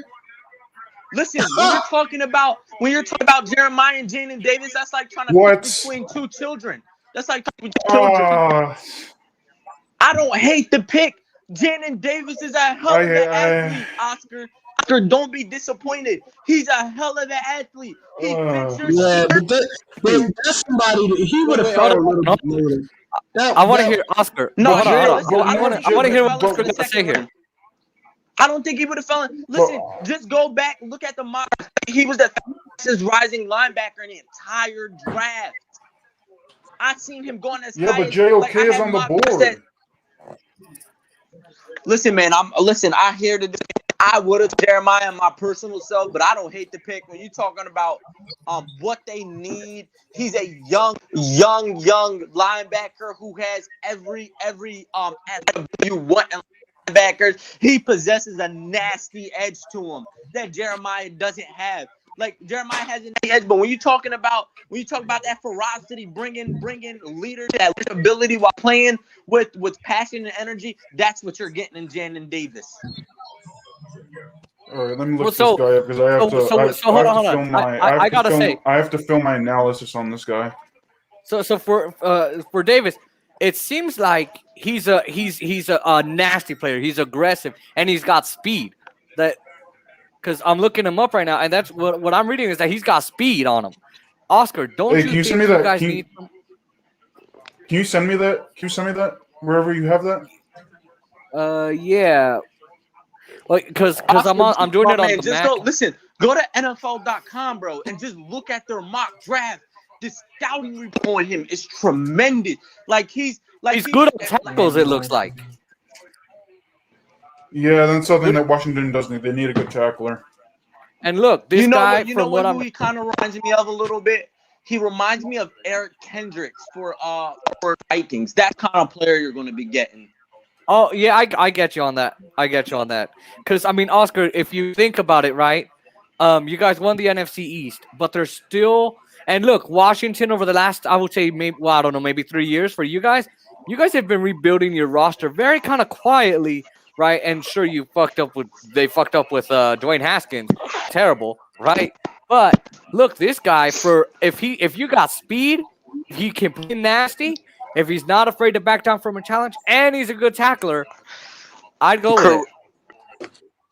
Oscar, when you look at your roster, you got Jonathan Allen, you got Deron Payne, you got guys up front that can generate that pass rush, and then you add Jennings back end of the front seven, bro. That's going to be lethal. Yeah. Oscar, did you give your opinion on this dude yet? I mean, this is your team. I don't know who he is. That's why I didn't have him on my board at all. So I'm trying to do research on this guy. I'm trying to tell you a hell of an athlete, my man. What do you think? He's a good player, but I don't see any scenario in which what's his name is still on the board and I don't go get him. Who? That's the Jeremiah. That's the only thing that gives me Jeremiah is going to go to the Giants. Oh yeah, Jeremiah's going to the Giants. Yeah, I would say you're correct on that. That'd be unless they go with Kadarius Toney here to help their offense and help open things up. Saquon Barkley and Daniel Jones. I'm surprised Kadarius Toney's still there. I think people realize how special he is. Jamin Davis, linebacker. Stats. Go. If you have an external device, Just say I had the the Saints. Terry, I had Jamin the Davis Saints comparison picking NFL, Jamin Davis. and just look at the notes on him, bro. Some of his only weaknesses are technique, which you can fix at the NFL. It's nothing like as far as like speed. Like speed is something you can't fix. Everything that people have question marks on him about is all technique wise, things you can fix at the next level. Yeah, but see, I had Jamin Davis going to the Saints. I think Yeah, I think the Saints. But here's the thing. What I'm reading is. Sorry to interrupt. But Washington needs an outside linebacker. They need inside and outside, but they most likely need an outside linebacker. And what I'm reading here is that Jamin Davis is more of an inside guy. Yeah. Unless they have someone else on their team that they think they can line up outside, but yeah, I don't know. But John Bostic is decent, but he's not. He's up and down. Like Washington doesn't have linebackers. They don't have linebackers at all, aside from John Bostic and. Bostic's not too bad. What's this guy's John name? Bostic's not too bad, actually. He's not that bad. What's this guy's name? Washington drafted him like 2 years ago, like in the later rounds. I can't remember his name. Cole Holcomb. There you go, Cole Holcomb. Who? Cole Holcomb. Oh, you lost me. I'm gonna lie to you, my man. If I don't know somebody in the NFL, that's a problem. I mean, I don't know like all that, but hey, I gotta ask, what do you guys think of Daniel Jones? I mean, Daniel Jones. He needs weapons, and now he has it with Kenny Galladay. Oh yeah, he did get Kenny Galladay. I mean, I think Daniel Jones just needs to get over his turnover problem. If he can show that he can play with Kenny Galladay and Sterling Shepard and all those boys, and if he can get over his turnover problem, I think I told you guys, Kadarius Toney to the Giants right here. And I mean, now he has another weapon. I think Daniel Jones is in a Tua situation. Like it's either show up big or. Listen, Marvin, you convinced me. The only thing, the only reason the Giants took Kadarius Toney Raiders for one reason and one reason only. Their defense improved last year as the season went on, and the Giants realized that if Daniel Jones can't get it done with Melvin Ingram, with Saquon Barkley, Kenny Galladay, Kadarius Toney, Darius Slayton, and Sterling Shepard. I mean, you name a better like pound for pound position for NFL. Pound. So wait, hold on, Marvin. By the way, you convinced. Sorry, go ahead. No, I was gonna say Melvin. Oscar, I think he should tell us what he thinks now because you convinced him. Okay, yeah, I like this pick. I'm starting. So it says here, I got some stats. Says in 36 games, Davis racked up 144 tackles and 5 career interceptions. He has great spatial awareness and zone coverage, and that's something that Washington needs. Locating routes behind. There you go. There you go. See, that's what I was telling you. Okay. Yeah, I see it now. And mix that in with his speed, man.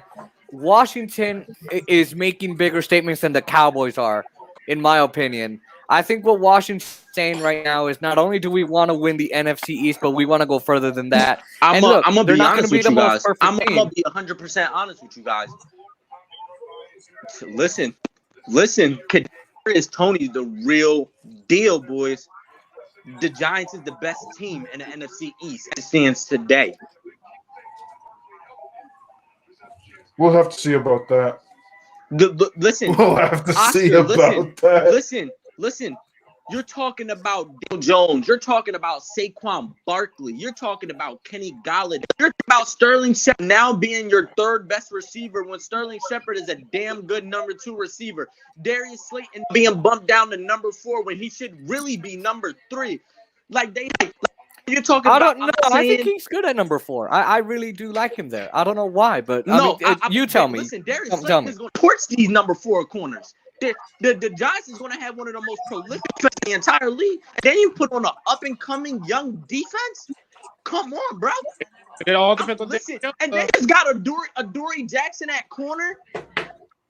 I'm loving this Giants team. I ain't gonna lie to you. I don't think the quarterback is gonna ruin it for him. I don't think he's that good. I think it's gonna show itself.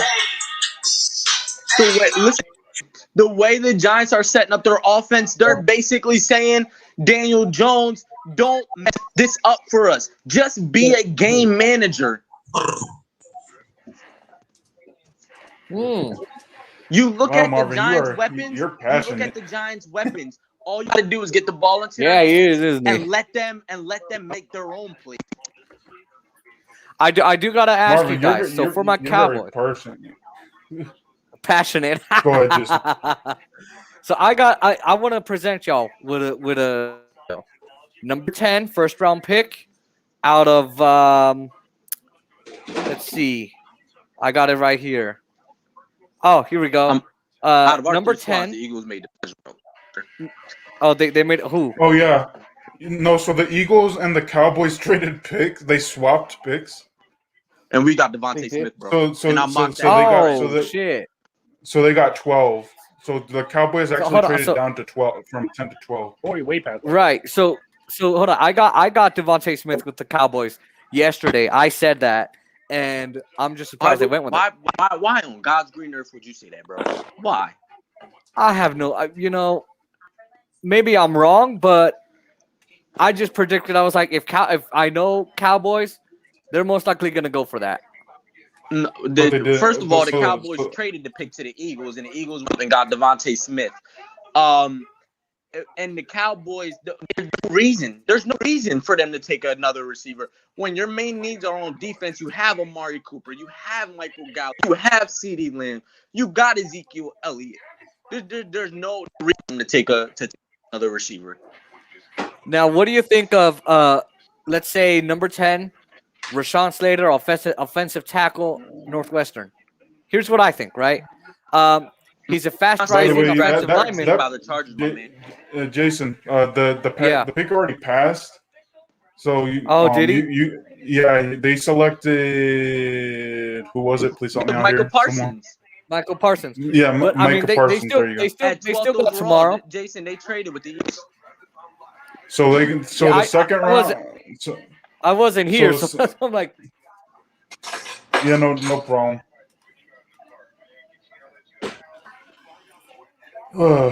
Matt Kellerman just tweeted if Evan Ingram don't all the Giants are going to have a lot of weapons.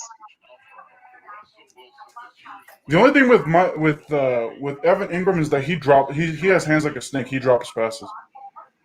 Who's worse, him or Jeremy Castle? Rudolph there, and I think that'll help him out a little bit, just a little bit. I'm not sure how big an impact that's going to be on the Giants, but now you got a veteran, a real who's in the game for a while, to teach him the nuances of playing tight end. Well, boys, I'll be right back.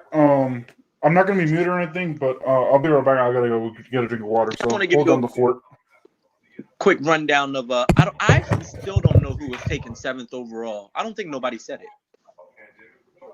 Kelvin, Quali, do you guys know who was taken 7th to the Detroit Lions? Oh, Jalen Waddle.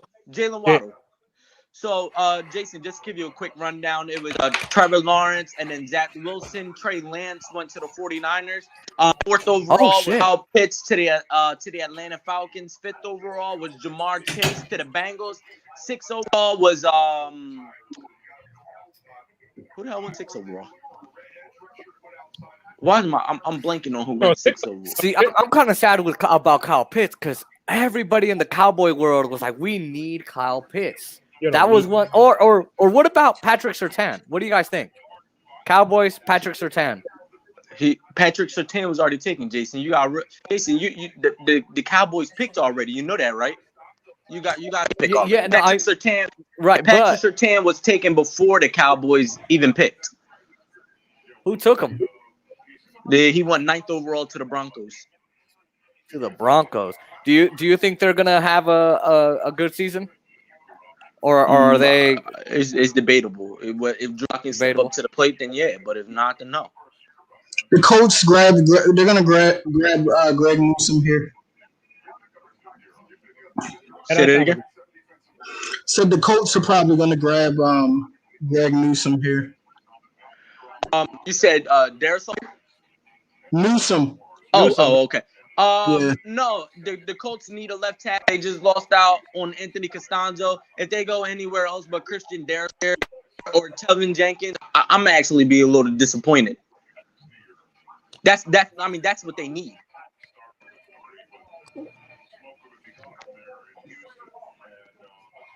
I don't know. I mean, again, Greg Newsome's really good. Also, realistically, again, the offensive lineman class this year is really deep. So again, you can go and get one in the second round. It's really deep, but you got to remember the Colts don't pick until deep in the second round again. So in the second round, who do you think they're gonna pick? I mean, if you were to take a guess. If they go offensive tackle here, then they go defense next round. Because Chris Ballard's that's his pedigree is defense. Pick is in. Oh, Kelvin, you was bro. It wasn't Russo.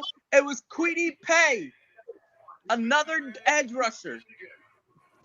Hey, Kelvin, Melvin, was is that onto yours? something with that pick. Where are you watching it, man? ESPN? Yeah. Me? No. Who's the guy that's watching? I can hear someone's right now. Someone's speaking into a microphone. It sounds like. Oh, that's ESPN's. Yeah, who's watching it? I think that's Calvin. That's on ESPN. Hey, Kelvin, what you think about Kwity Paye, my man? I like it. I mean, I'm not mad at it. I had him going a little bit later. I had him going. I'm a little angry. I'm a little angry at it because I had Baltimore taking him. I really want to. Yeah, you know what, my man? I agree with you. I actually had the Phillips. You know, actually, I didn't have Baltimore taking a edge rusher this early, in the first round. But when you talk about, go ahead. Kwity Paye. I had them taking Kwity Paye, and I had Baltimore taking Trayvon Mohig. I think they go get Trayvon now. Oh man, I think Baltimore now goes to grab him that'd be a first. hell of a pick. But from a Colts perspective, how do you like that pick? From the Colts perspective, I'm not mad at it. I'm not mad at it at all. I think this is when you talk about edge. Listen, I know Jalen Phillips was the first edge rusher, quote unquote edge rusher, to go in the draft. I think Kwity Paye is the best edge rusher in the draft. Like right now, I think a bit higher ceiling, but I think Kwity Paye was the best edge rusher. I think the Colts got a really good pick here. Listen, if they don't go tackle next round, then Carson Wentz got put in Indianapolis. Yeah, I think Baltimore goes and they grab. I see Baltimore going to go grab Trayvon first, and I think they'll come back and they grab the edge rusher and Joe Tyron. I say Baltimore goes and gets themselves a right tackle. They go take Jenkins, plug him in at right tackle, and listen, Jenkins on that offensive line, and then you take Terrence Marshall at 31 overall. Oh man, listen. Baltimore going to the bowl. I'm putting it now. Baltimore, if that happens.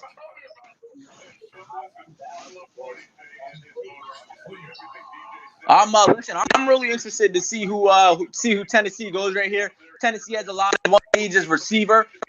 There's a lot of receivers still on the board. Like I said, I got Tennessee grabbing Rashad Bateman. Rondale Moore. Let's not forget about Rondale Moore.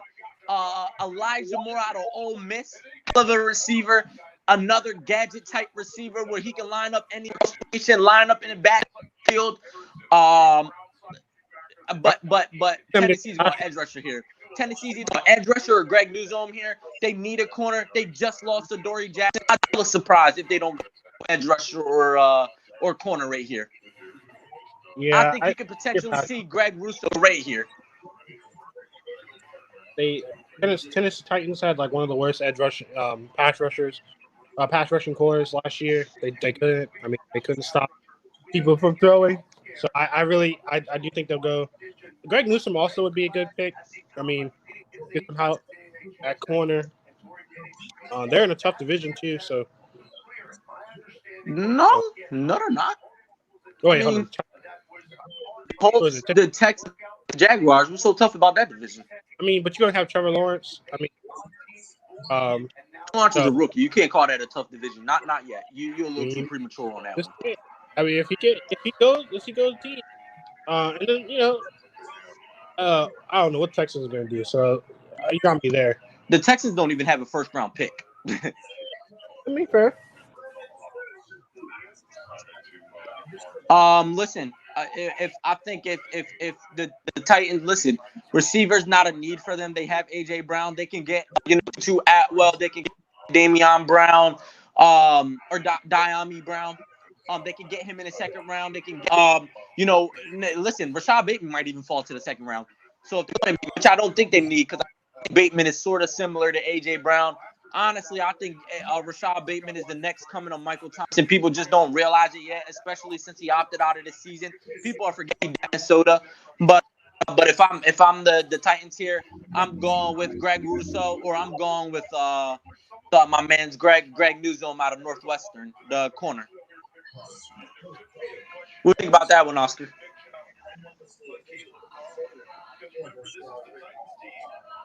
I don't know if he ever came back from his water break.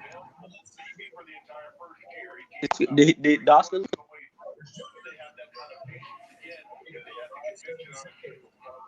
I assume so. Hey, Quali, you a big time Ravens fan, man? Where you see the Ravens? Where are their next two picks? You said what? I was talking to Qualik. I was asking him where can he see the Ravens going with their next two draft picks. Shifted because like Calvin, I had the edge rusher going to them. So Kwity Paye. Yeah, Kwity Paye. So I see them drafting a wide receiver with the pick they got from or with their pick. And then I don't know. I honestly see them trading back with the pick they got from the Chiefs and getting picks in the second round. Because they don't have a second round pick, I don't think, dude. They do not. Okay. So I could see them doing that. I also see them. That's what I have on my draft board right now. But I also could see them deciding if there's an edge rusher that's really good that falls to them at 31, that they would, the picks are pretty close to each other. The pick is in for the Titans. You're talking about a corner who was projected to be the second best corner in the draft until he had bad news. Tennessee welcoming in Caleb Farley out of Virginia. Listen, if healthy, Caleb Farley could easily be the best corner in his draft. I'm gonna leave it at that. What do you think about that? I mean, I like Caleb Farley here. I had him. I actually had him going as the very next pick. But I like him here. I like him here. What you think, Quali? It's a good pick. He's a quality player. If he can stay healthy, I mean, that's always one of those things.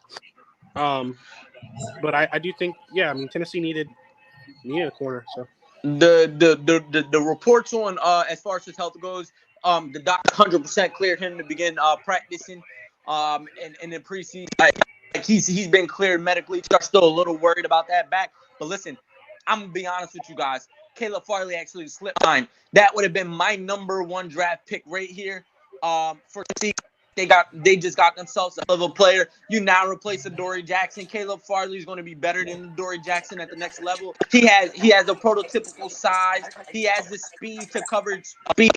He has the body to cover big receivers down the field. He's a tall corner, over 6 feet tall, about 200 pounds. I love this pick right here, and I'm excited to see what Caleb Farley. He reminds me a lot of Stephon Gilmore, actually. Okay, so Marvin, if you can pause right there for a second. I forgot to ask Calvin. I guess I forgot. You came in like last minute. Tell us a little bit about yourself. I know that it's because we were rushing on to get on the air as well. Because I never, never asked you, questions and stuff like that. So, the next few minutes, you can talk about, yourself. Because I completely forgot to do it at the beginning of the show.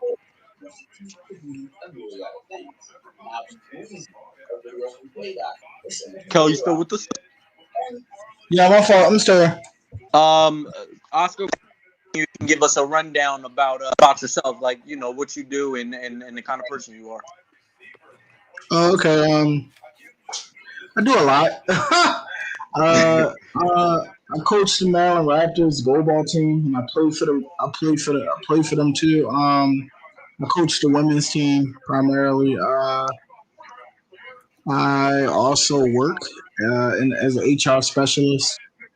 Um, yeah, I do a lot of stuff. I just like helping people. I'm a competitive person. I like sports. Both me and Kwalik, we both play for Calvin, and hell of a coach, hell of a mentor. And that.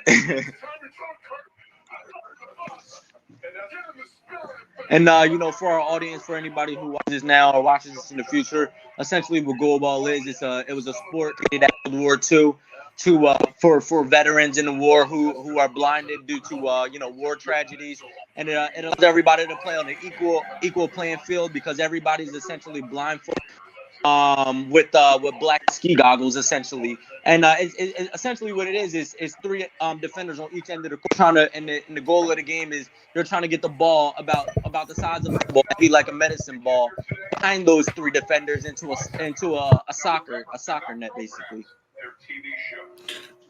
By the way, Jason is another person that loves goalball. By the way, I think he's muted right now, but he likes goalball.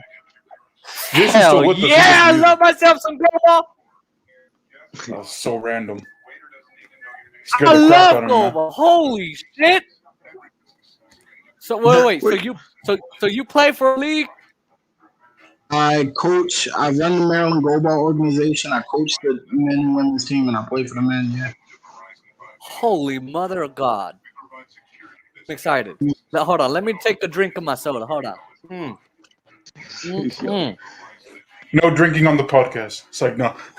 Yo, Jason drink whatever I want. Definitely brings energy to a room. Listen, I fucking love goalball. Okay, that goalball is a fucking beast of a sport. I watch the Pan American games are my favorite. I actually know two of the women's goalball team, the U.S. women's goalball team, Amanda Dennis and Eliana Mason. What about them? I know them.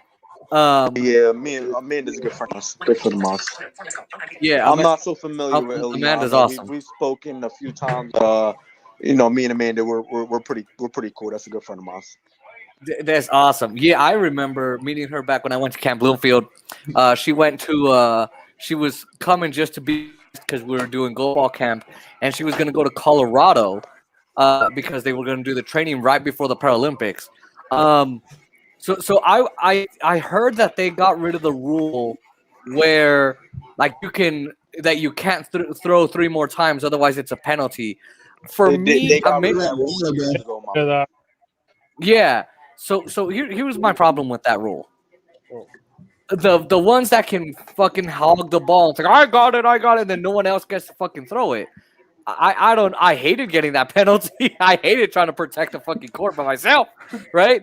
But like, something tells me we need that penalty in place. What do you think? No, I disagree. I absolutely disagree. Not. Totally no. Listen. It goes back as simple as why not? Listen, if I'm playing with Kelvin and I'm playing with Kwalik, I'm putting the ball in Kelvin's hands every time. If we're down and I need a goal, I'm my player on the team to be able to go and get that goal. So if he got to take 4, 5, 6 shots in a row, and we just got to play defense, and that's just what happened. That's actually what happened, and that's how we came back. Kelvin, I don't know if you remember when Donald against Terrell, Shadon, and Denzel, and we were down like 4 or 5 goals, and essentially you said, I want y'all to play defense and take the ball and get me the ball. Just keep getting the ball. What we did, and we came back. Realistically, So hold on. What's your throw? I mean, what were you trying? Different throws, like a spin throw, a quick return. What were you trying?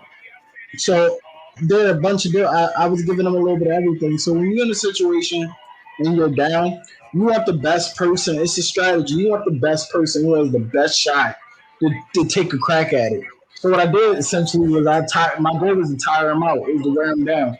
Because sometimes when you get high on the lead, you start to open up holes on yourself because you're like, I got the lead, I can start to make mistakes. And or if I keep throwing at you and I'm beaming them, even if you block them, the toll that it takes to keep getting slung and hit with that ball over and over. And I don't have to, I just have to get back down and play solid defense, but I'm relying on my teammates.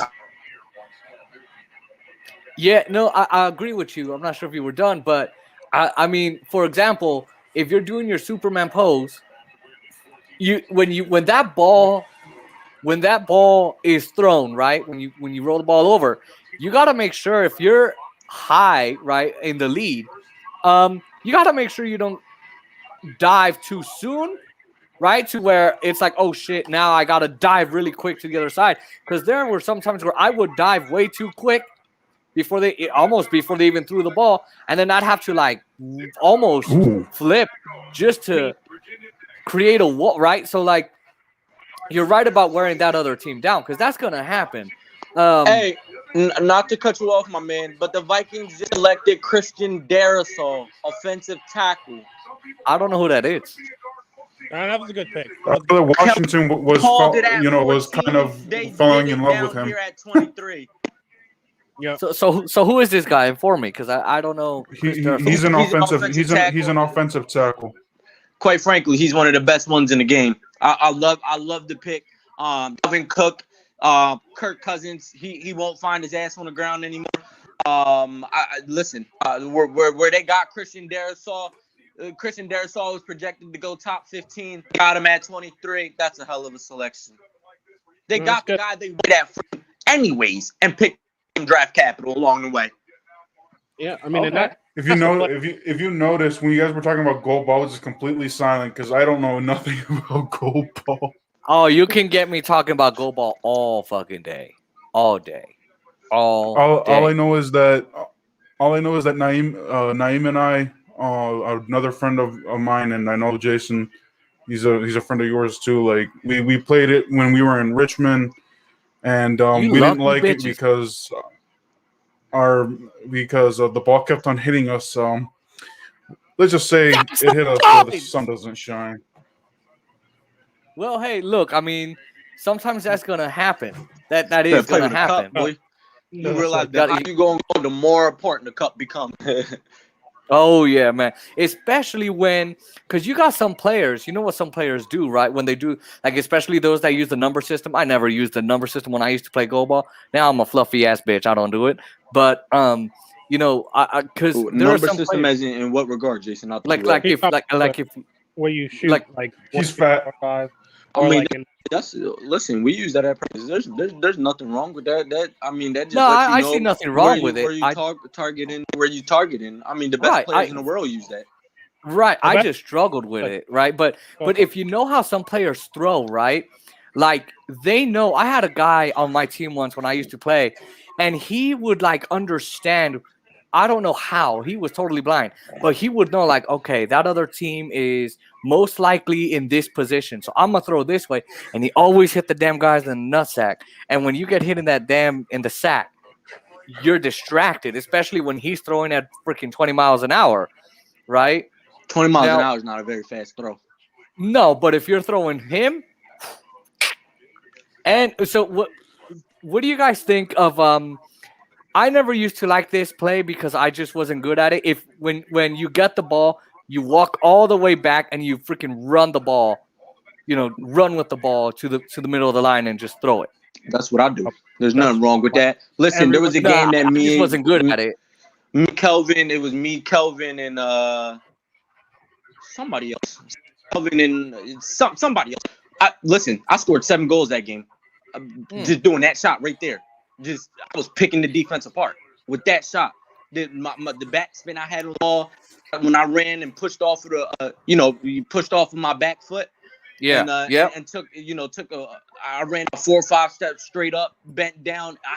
I was at full momentum, and I'm athletic enough and quick enough to get back on defense before the opposing defense can recover to throw it back at me. So listen, that by the way, won me many games. We haven't picked that in. Sorry to interrupt. Najee Harris with the Pittsburgh Steelers. So yeah, that was. Shit! Y'all got it right. Y'all got it right. You're right. I mocked that in my mock draft, man. Listen. I say 3 letters. HOF.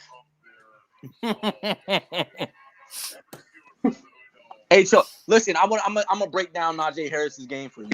Najee Harris reminds me Oscar of a slightly. I don't know if Calvin Marvin, but Calvin got kicked off. Okay, give me 1 sec. Let me see. All right. Yeah. All right. We can continue, Marvin.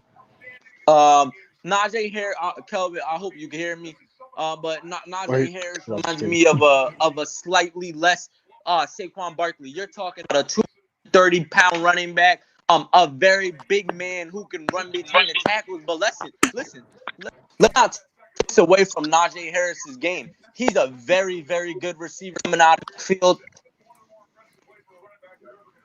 Yes, Jessica. Calvin, are you back coming with us? out of the backfield as a Hall of Fame? Hold on. Can you hear me? Yeah, we can hear you. Yeah, we can hear you. I think Najee Harris is going to listen. I think he has Hall of Fame written all over him, and then we put him behind that line with Ben Roethlisberger with those weapons out wide. Listen, if not the first pick in any regular fantasy football draft, then somebody needs to get ahead. I mean, I think that, like Calvin said earlier, like they need a running back. Like realistically, I mean, Ben Roethlisberger's throwing the ball like 40, 50 times last year, and then they let James Conner walk. So like, it was a no-brainer pick for them. And like what else do? You need a running game. You have an old quarterback. You don't really have a reliable answer at backup. I mean, yeah, you have Hopkins, you have Mason Rudolph, like you have a few people, but like you don't really have someone as prolific as Ben Roethlisberger. So you want him to play as long as he can. And so you get the rookie in, and hopefully he can do his thing and have a productive season. I'm just like surprised on how good y'all are at predicting the draft, man. I can do it with baseball. It's all Marvin. It's all Marvin. All I cared about was Washington. Oh, that's all I cared about. I just paid attention to the top 20.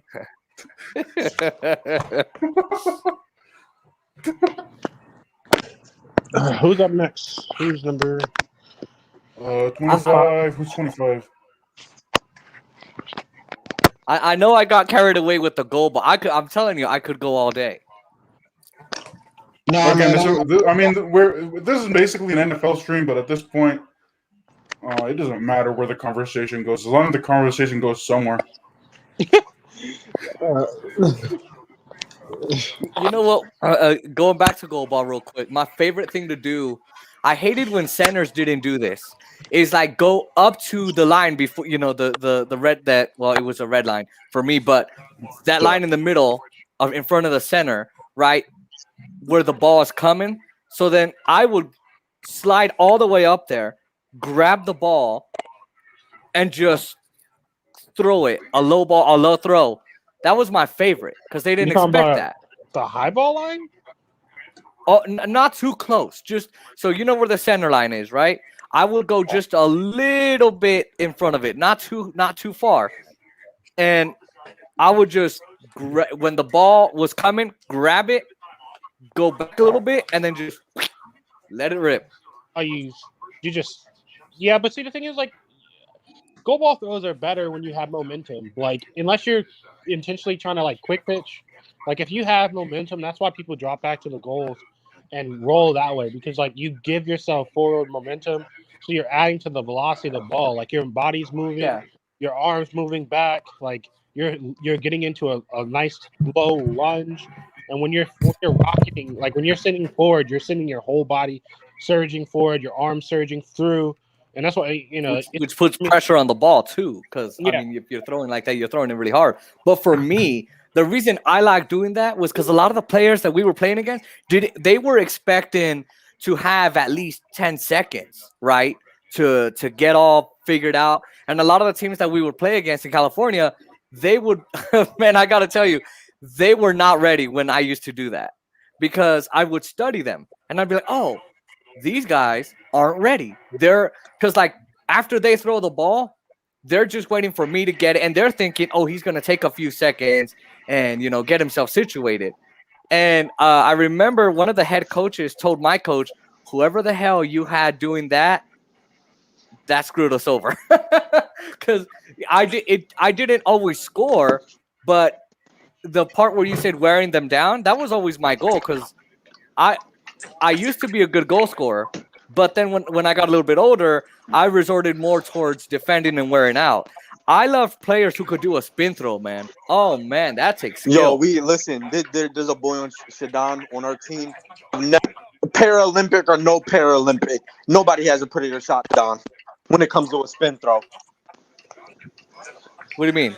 All right, I need you guys to hold the fort. I'll be right back. His shot is like it has so much velocity, so much bounce, so much power behind it. Like a lot of spin shots start to lose power towards the end of their throws. Yeah, not Shadon's. His thing is stronger the farther it goes down the court. See, yeah.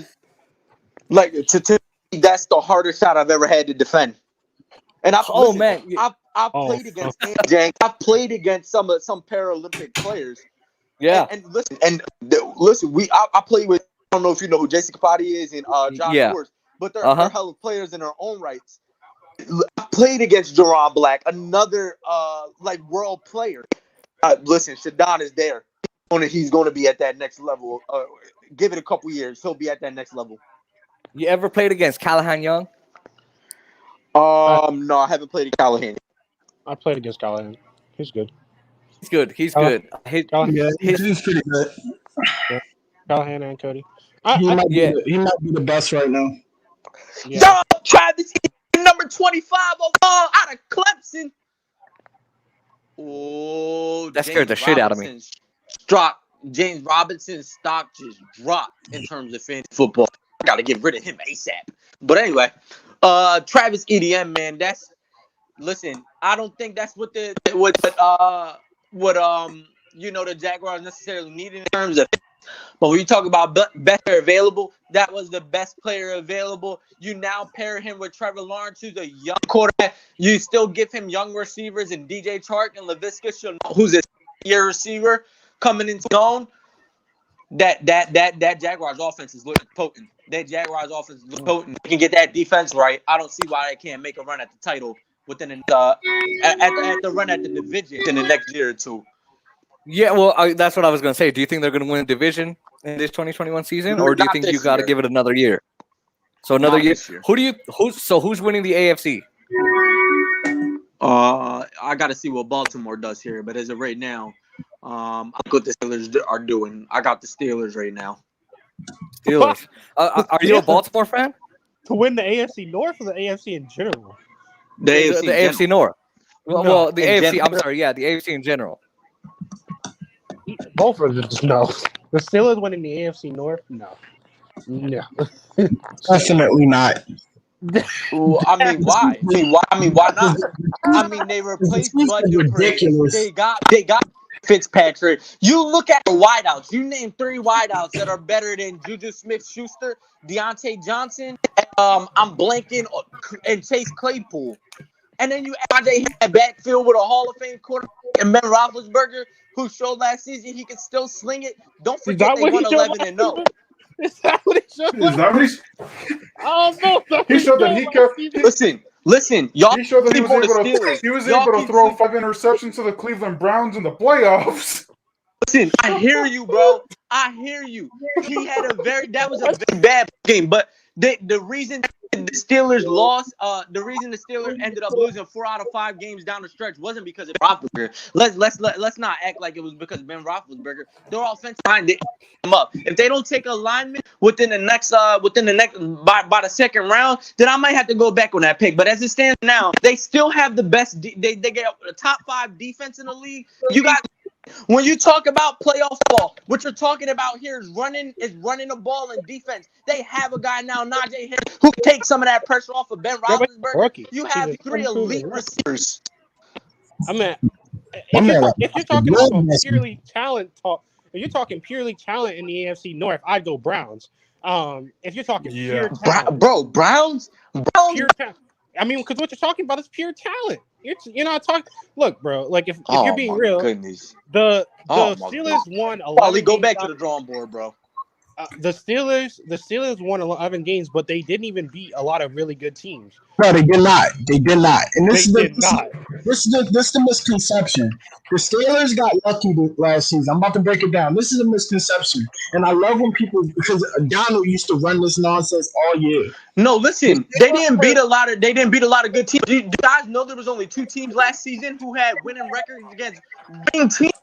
2 teams. The Packers beat them. My point is this: the Steelers struggled against bad teams when their players were healthy.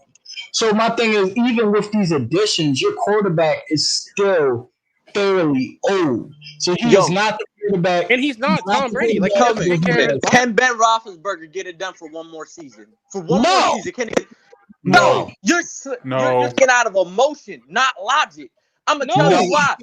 Kelvin. No. Who was their running back last season? Season? Connor. Is James Conner a number 1 running back? Yeah, but you'll have no proof that Nigel Harris will be a number 1 running back. Bro, Najee Harris right now is a better running back than James Conner. Okay, but better is not number 1. Just go back and listen to the way Najee Harris was running through defenses last year. You're talking about top defenses. Yeah. Ohio State, Clemson. These are who are being drafted right now as we speak. I mean, that's fine, but NFL's another beast. Like that. Yeah. Listen, I get it. But on top of that, if you look at Ben Roethlisberger has never been one who's really good at studying tapes, is really good at being healthy. Like he doesn't invest in his body like Russell Wilson or Tom Brady. Like he's just breaking down. Does this man just say Ben Roethlisberger can't stay healthy? Outside of the season, when have you known Ben Roethlisberger to get injured? No, it's not about injuries. It's about physical, health, in shape, his actual health. Like, no, maybe he doesn't get a lot of injuries. Consistently, he has his team at the top of the AFC, not just the North, but the top of the AFC. They're always a second or a third. But they don't get far.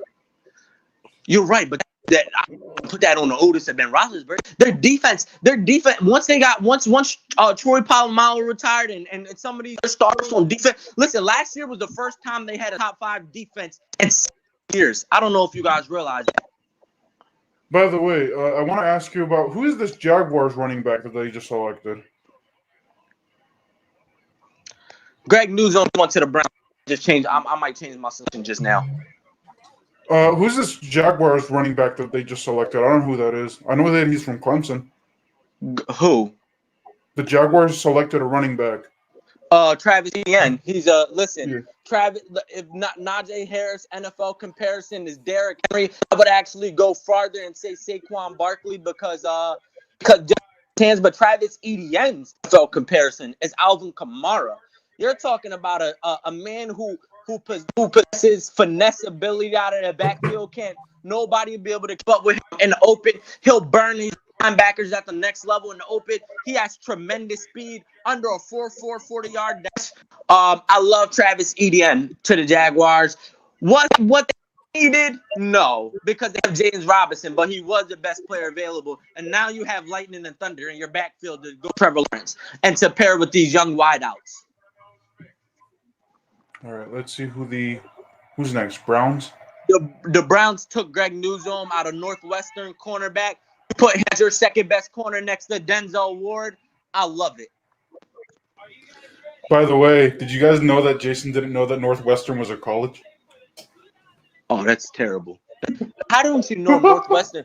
Jason, did you know that Northwestern had defense in college football last year? I think he's muted. All They right, had what the was number the one question? ranked defense in college football last year. Northwestern had the number one Yeah. ranked defense in Yeah. college He football. just Yeah, said they that. did. He just said that college football wasn't his tea and cake. N- So No, he said I follow college football and basketball. I thought he Northwestern. did. he follow it. He said that he paid more attention to baseball and hockey. I do, but I But pay then attention in then you terms say of you the pay major attention to league. college football. Well, Okay. in terms of the major leagues, right? NFL, all of that. Mainly because I can't get a lot of the NFL games because I don't have cable and the streaming websites don't always work. But in terms of college football, I love me some college football. Northwestern did have the number one defense, and I'd love to hear anyone That's who he said says that. they don't. You He said I didn't follow even know it college was. basketball, You didn't even college know it was a real football. college. No, but here's the thing, because there's a couple other Northwesterns that I thought about, and I was like, wait a minute, hold on. Oh, And then when I you were like, because when he put Northwestern, I was like, Oscar, Northwestern, like what? Because there's a few others, right? But then when I looked at I remember there's only one Northwestern, my man. because I thought there were others. That's why I was like, wait a minute, hold on. But then when I looked at it, I was like, oh, okay, yeah, no, they do have the number one defense though. Absolutely, they're fucking And badass. that's why Justin Fields fell to 11 because he against Northwestern, he struggled against Indiana. Those are top. Ooh, these trades are going down in my fantasy leagues. But Indiana is a top 5 defense. But you just seen Justin Fields pick apart Clemson, who was a top 10 defense. Yeah. So I'm interested to see what at 26 here. Is it the Ravens? No, the Ravens are 27. They're 27. Wait, 20? Didn't 26 already happen? Didn't the Browns get Greg Newsom? Oh, you know what? It was the Ravens are up next. All right, Kwalik and Kelvin. Who they taking? Who you guys take? Defending, but I don't know. You're right. He can play. I'm with Kwalik. I either see. Well, I think the Ravens go here because I don't think that they chance it. Even though the picks are so close, I don't think that they chance. I know that one of their picks definitely came off the board for sure. I don't think that they want to chance it. Hold on one second. I'm uploading the song. I'm trying to. Let me go back to my draft list. I don't think that they take too much of a chance here. I think they go ahead and get their safety that they want. I think they go safety first. I think they're gonna go pick up Trayvon Mohig. And then I think that they come back and they grab an edge rusher and Joe Tyron. You think they go? You think who? Joe Tyron. That's a hell of a pick. That's another guy that started off as second round day 2 kind of guy that drew up draft boards. Ooh, I want to say I disagree. I think the Ravens go Kevin right here. I think he's too good to kind of pass up right here. He's the best tackle available on the board, and to me, it's not close. I think he's the last top tier of tackles, and after him, I think there's going to be a little bit of a drop off. So I think was Christian Darrisaw already taken actually? Yes. Okay, so they do take. I think the Ravens go Tevin Jenkins right here. If not Terrence Marshall. This is deductible. You want to hand those taxes off? That would be nice. File with the help of an expert, or let an expert file. I'm interested to see who the Ravens go here. What you think, Jason?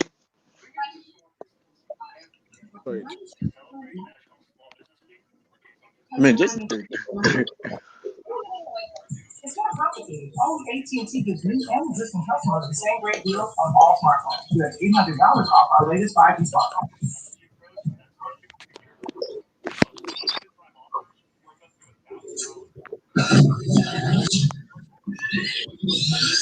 I just want to remind you guys the two, and I don't know how it slipped my mind. I didn't this connection, even though subconsciously I knew it. Travis Etienne is not only going to Jacksonville, he's going to play with his quarterback that he played with for the last 3 years in college. last 3 years in college. Travis Etienne, and Trevor Lawrence come from Clemson. Earn 100,000 bonus miles when you spend $20,000 in your first year. Oh, wow. No further questions, Your Honor. Well, just one. What's in your wallet? Travis Etienne to me is a more college Ravens pick is in. You said what, Calvin? The Ravens pick is in. Who did? Because it didn't pop on my screen yet.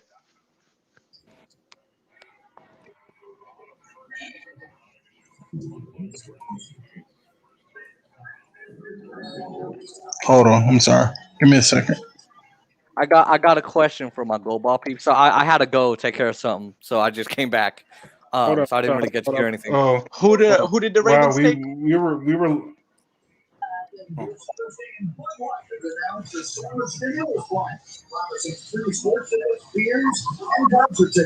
Check out and endorse the proposal at LifeSummerStimmy.com.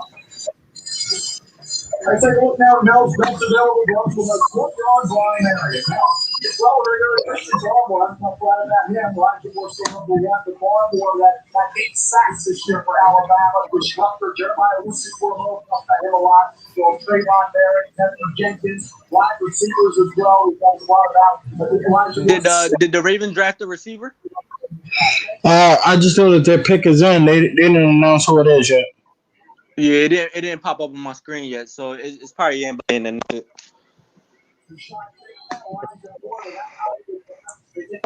I think this pick. Listen, they definitely need a pass rusher. There's 4 positions that they need, in my opinion. That's tackle, that's receiver, that's pass rusher, and that's safety. So I think they go in one of the directions. Let's say they go tackle right here. That'd be the pick. It's in. Rashad Bateman, receiver out of Minnesota. Ooh. Wait, who got Paired up with Hollywood Brown. That's a good pick. The thing is, they needed to go wide receiver first, and that's listen. I told you guys they were going to take a big receiver. I thought they were going to take 30 at 31. I didn't think they would take him here, but I think originally, I think they would have probably traded with someone like the Bears or someone, but the Bears traded up early, so I think Rashad Bateman makes sense because it's not a bad pick. I'm not mad at it. So I'm sorry. Who got him? I didn't get to hear. The Ravens. Ravens got Rashad Bateman. That's a good pick. That's a good pick. Paired up with Hollywood Brown. That's sick. They're gonna be dangerous together. They're gonna be dangerous. I mean, and the thing is, our wide receiver conversation's not over. We're in the hunt for Rodgers. So I mean, wait, you're a Ravens fan? Yeah. Oh shit. Okay. And then we're in the running for Julio Brown. Apparently, we reached out to him for Julio. Yeah, that's what I meant for Julio Jones. Yeah, Julio Jones. My bad. So I mean, if we could get Julio, Julio. Yeah, but that massive contract though. But I don't think they're gonna grab him. I think this pick solidifies they're not gonna get him. Plus, they still have what's his name? That one guy. Damn it, it's fleeting my mind right now. Sammy Watkins. We got Sammy Watkins, but we also have another guy. Devin Duvernay. Duvernay is nice, and there's another guy. Hold on, let me pull him up. Marsh. James Prochet. Yeah. Who? James Prochet. No. Hold on. I mean, that's the only reason they got. No, they got another one. Hold on, I'm gonna tell you. Give me a second. Are you thinking about tight end Mark Andrews though? Miles Boykin. Man, nobody, man. Boykin, he garbage. No, he hasn't been given a chance. Back, y'all. He hasn't given a proper chance. He's a big guy. I think I think this is this is his second or third year. I think this is a shot for him to really develop. I think either he's a hit or miss this year. If he's not good this year, I think he's out of there. But I think he's slated. Miles Boykin, I don't think he has 10 receptions in 2 seasons. And that's because look they were relying on the journey, man. And there's no offensive line to hold long enough for someone like Miles Boykin to be effective. This is another problem I think the Ravens are gonna have to address at some point. The offensive line is not good. I mean, it's just not good. I think that they And this is that didn't you guys trade away Orlando Brown too? To the Chiefs of all. But you had to trade away Orlando Brown. That was a He was gift. gonna leave anyway. You either leave and get something from him leaving, or you let him go. Yeah, I mean, I mean, the trade. Why would you let him go if you can get a first round draft pick for him? Right, that's what I'm saying. You either You let trade him walk it. next year. Yeah. Had to trade him. But once Yeah. he says, I'm not going to play for you guys no more, it was over. It was over. Well, he didn't say he didn't want to play. He just said he No, didn't want to play. right. He said, I'm not going to play for you unless you let me play left tackle. You're not Right, but moving we- Ronnie Stanley. Yeah, exactly. So, I listen. My pro comparison for Rashad Bateman, and this coming from a big Saints fan, you got the next Michael Thomas on your hands there. Listen, I'm gonna say it right now. I had the Steelers coming out of the AFC East, out of the. I mean, I think I might have to change that depending on what Baltimore does with this next pick. That's how high I am on Rashad Bateman. I love the pick. Absolutely love it. Y'all just let you guys know I'm in this draft pool where it's not who's going to take in the first round or even which players are or which teams are going to take which players or which teams are targeting which positions, but it's how many quarterbacks, how many running backs, tight ends. Yo, I'm right on par. I'm one away from sweeping the board. I think I said 5 defensive backs. I need one more defensive back. That'll be Morik. I said one receiver, and that'll be Terrence Marshall, and one more quarterback, which I think I think somebody will trade up and take trash 32 overall. This is more than just a game. This is teamwork. It's really like I'm in a running to win $305. That's my plane ticket right there to Tennessee and back. Yes, sir. All right, Packers are on the clock. Okay, so this is what I wanted to ask you guys. Aaron Rodgers, does he stay or does he go? I don't know. I think it depends on. I guess part of it. He's gone. He's gone. I have nothing to say. I'm going to sleep. This just took defensive end Peyton Turner, who they could have got in the 3rd round. I'm going to sleep. Good night, y'all. Y'all have a good night. I mean, yeah, I think the Packers will probably move off of him. I mean, I think they'll probably trade him away because he doesn't want to be there. Who you I don't talking know. about? Rodgers. Aaron Rodgers. Yeah. I agree. Listen, I don't got nothing to say. The Saints draft pick just came in, and it's Peyton Turner, defensive end. If I could spit right now, I would spit. That's how frustrated I am.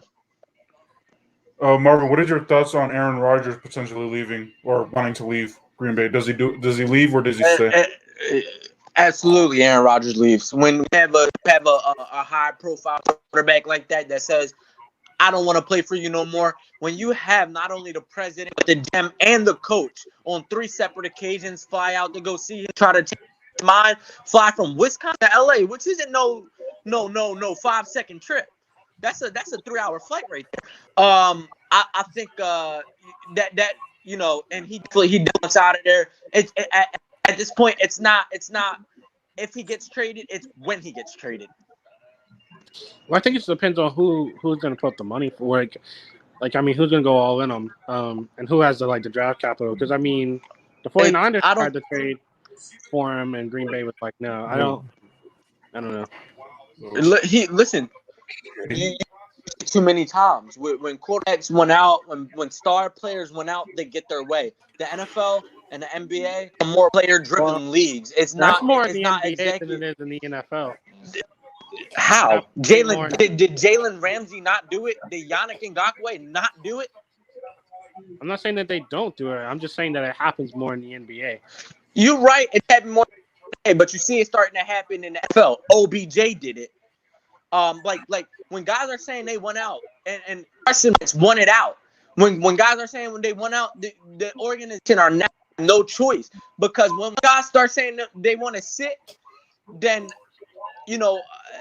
I mean there's no leverage that the organization has. So you can. I mean, yeah. I mean, Russell said he wanted out for a while, then he didn't go. Deshaun said he wanted Oh, out for. Russell never specifically said I went out. Hinted it. He said if Seattle doesn't start taking me more seriously and let me start making some personnel decisions, hinted at it. But Russell Wilson was never sitting out. Russell Wilson doesn't have a dog mentality to go, you know what, this is what I want, this is what's gonna happen, or I'm gone. Damn, what was that? I feel like when you link potential teams that you want to go to, that's pretty clear of a statement. Like he already said, this is what I want to go to. I want to go to the 49ers. I want to go to Vegas. Like those were top teams on his trade. It was a third team, but it's blanking my mind right now. Cowboys. Said he wanted to go Cowboys. The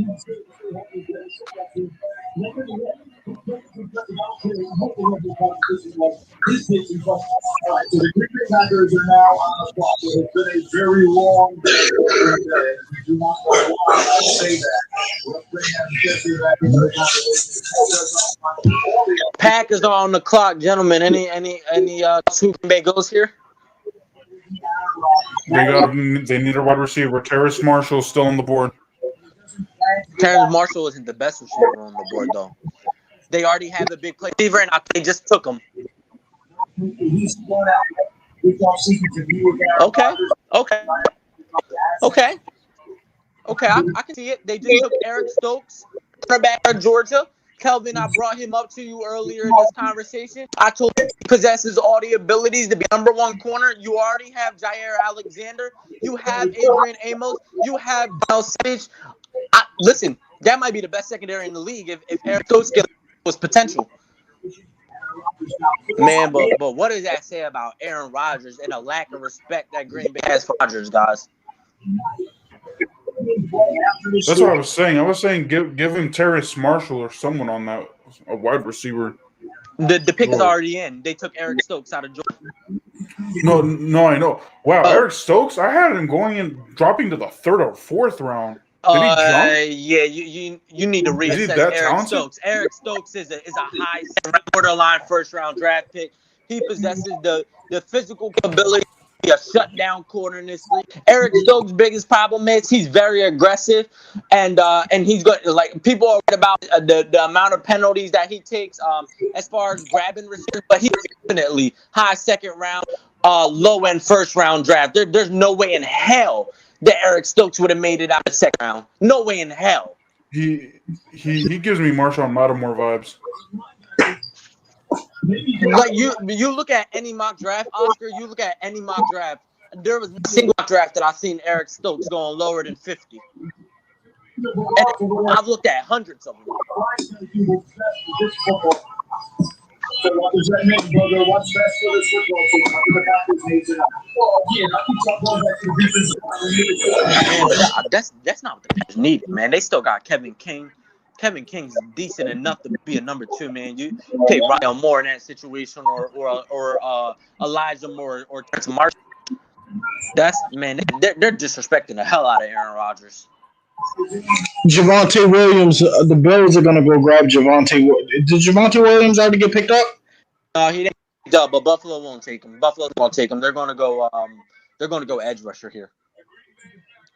No, they're going to the edge rusher or safety, man, because Morig's still on the board. Morig is still on the board. It's a first round. Baltimore's going to grab him. I guarantee you, Baltimore's going to grab him. And I think not if Buffalo grabs you right here. Buffalo about to get this running back. I guarantee it. No, they go running back in the second round. I don't see them going running back right here because they can get Javonte Williams tomorrow. Maybe not Javonte Williams, but they could get Michael Carter, Trey Sermon, one of these. I just can't see Javonte, a third running back, being taken in the first round. I just can't see it. You might be right. I had them going with Travis Etienne, but I think NFL circles are as high on as Javonte Williams as me and you are. Yeah, I had Green Bay taking Samuel Cosme. Nah, I think they go Asante Samuels here, guys. I think they go Asante Samuel Jr. here. And Asante Samuel is a very, very good corner out of Florida State. I think he's another high riser. You know, projected to go in the second round, even when as high as Philly at 12. I seen people putting him as high as Philly at 12. I didn't agree with that. I think he's I thought the Saints were actually going to take him, but I think Asante Samuel's the pick here. Is he better than his father or not? Or are there like who's better? His father or Junior? He's here. His dad played for the Eagles.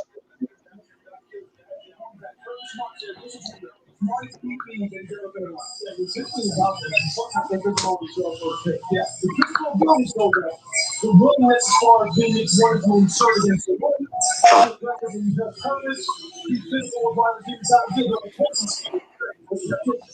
It's ridiculous. Sometimes I'm sitting there looking at my notes and watching it. I'm sitting there going, and I'm just fucking. What are you looking at? Decades. I see a lot of people around these football chats. They're not like the shop to Baltimore. A lot more affordable that way, and you can have. I got a question for y'all. With Lamar Jackson. Yeah. What's up, man? So, all right. And I think Aaron Rodgers is out at Green Bay, which I was shocked by the news. Like, I wonder. I guess you guys weren't, but my thought is, why release it like hours before the draft? Why? Number one. Number two, what do you guys think is going to happen with Green Bay now? Where does Green Bay go? Because Aaron Rodgers has been a staple for them. They took a quarterback in the first Jordan round. Love. They have Jordan Love. They took him in the first round last year, like Oscar said. Go ahead, Oscar. No, I just said that they have Jordan Love from last year, so he can, he sat down and, I hope that he was, he was able to develop. My thing with Aaron Rodgers is he's kind of like a mean guy in my opinion. I don't know.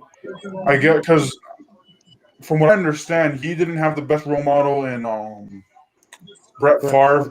Brett Favre wasn't wanting to mentor him, and then he didn't want to mentor Jordan Love. So, well, I heard he told Jordan Love that he would answer his questions or whatever.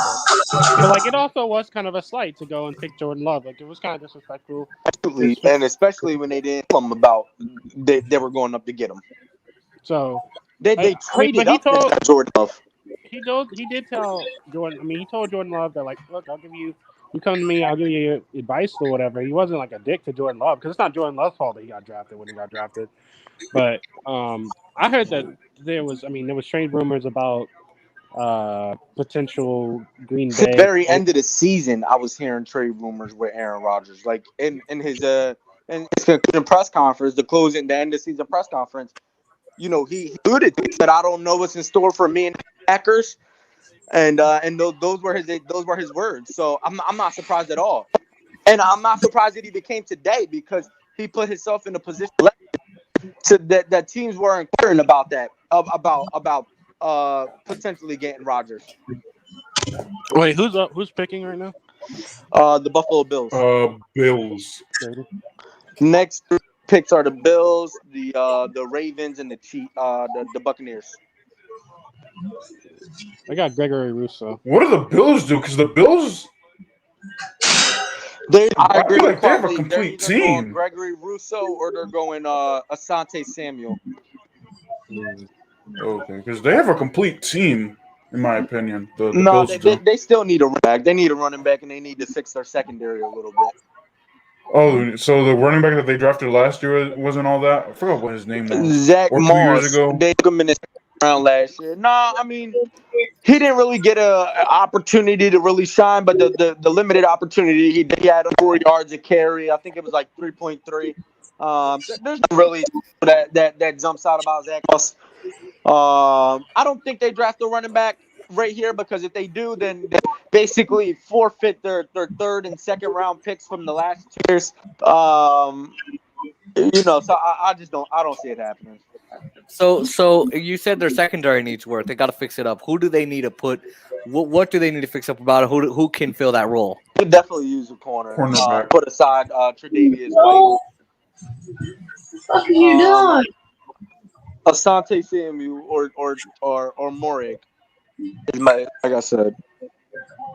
Asante Samuel or Moreg would be the pick here.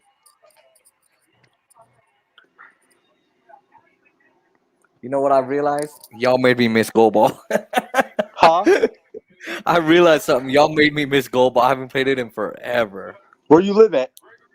I live in Vegas, Oh, man. Gregory Russo, Mm. Buffalo Bills. Gregory Russo. Called him, my man. Who's Gregory Russo? He's out of Miami. Now I'm gonna tell you something about Gregory Russo.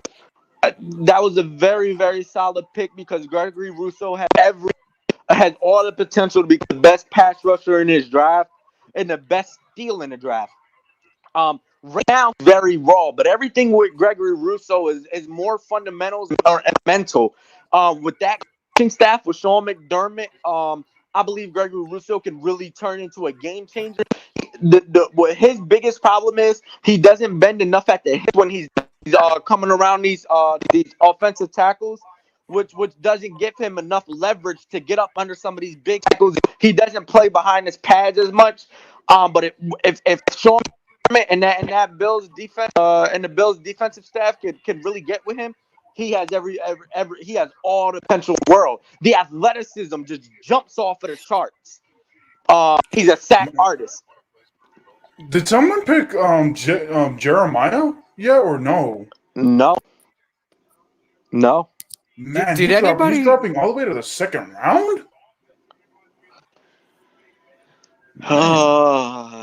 Where did he go to college? He went to Tulsa. There's not a lot of tape on LSU. Tulsa, so that's LSU. the. Or no, he didn't. He didn't. Where did he go to college? Jeremiah Wusu? Yeah. LSU. Did he? Yeah. Louisiana? Yeah. I didn't know that. Okay. Well, hold on.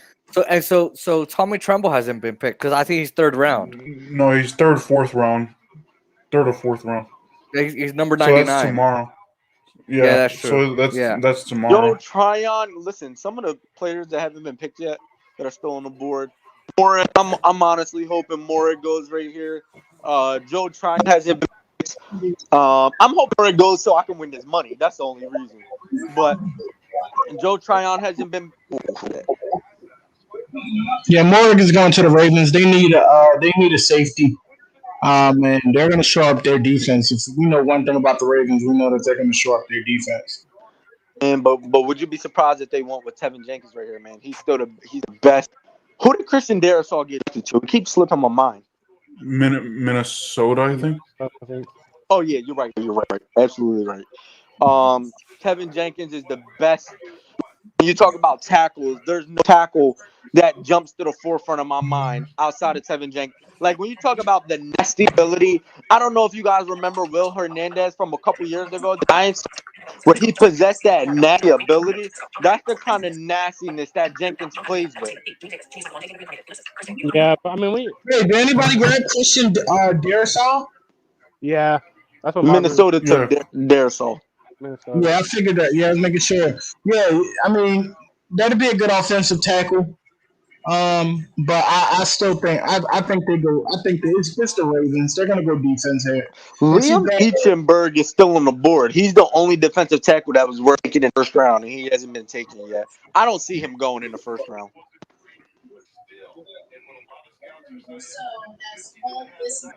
I don't know. I also could see them going like veteran for our offensive line. So. I mean, by the way, heads up.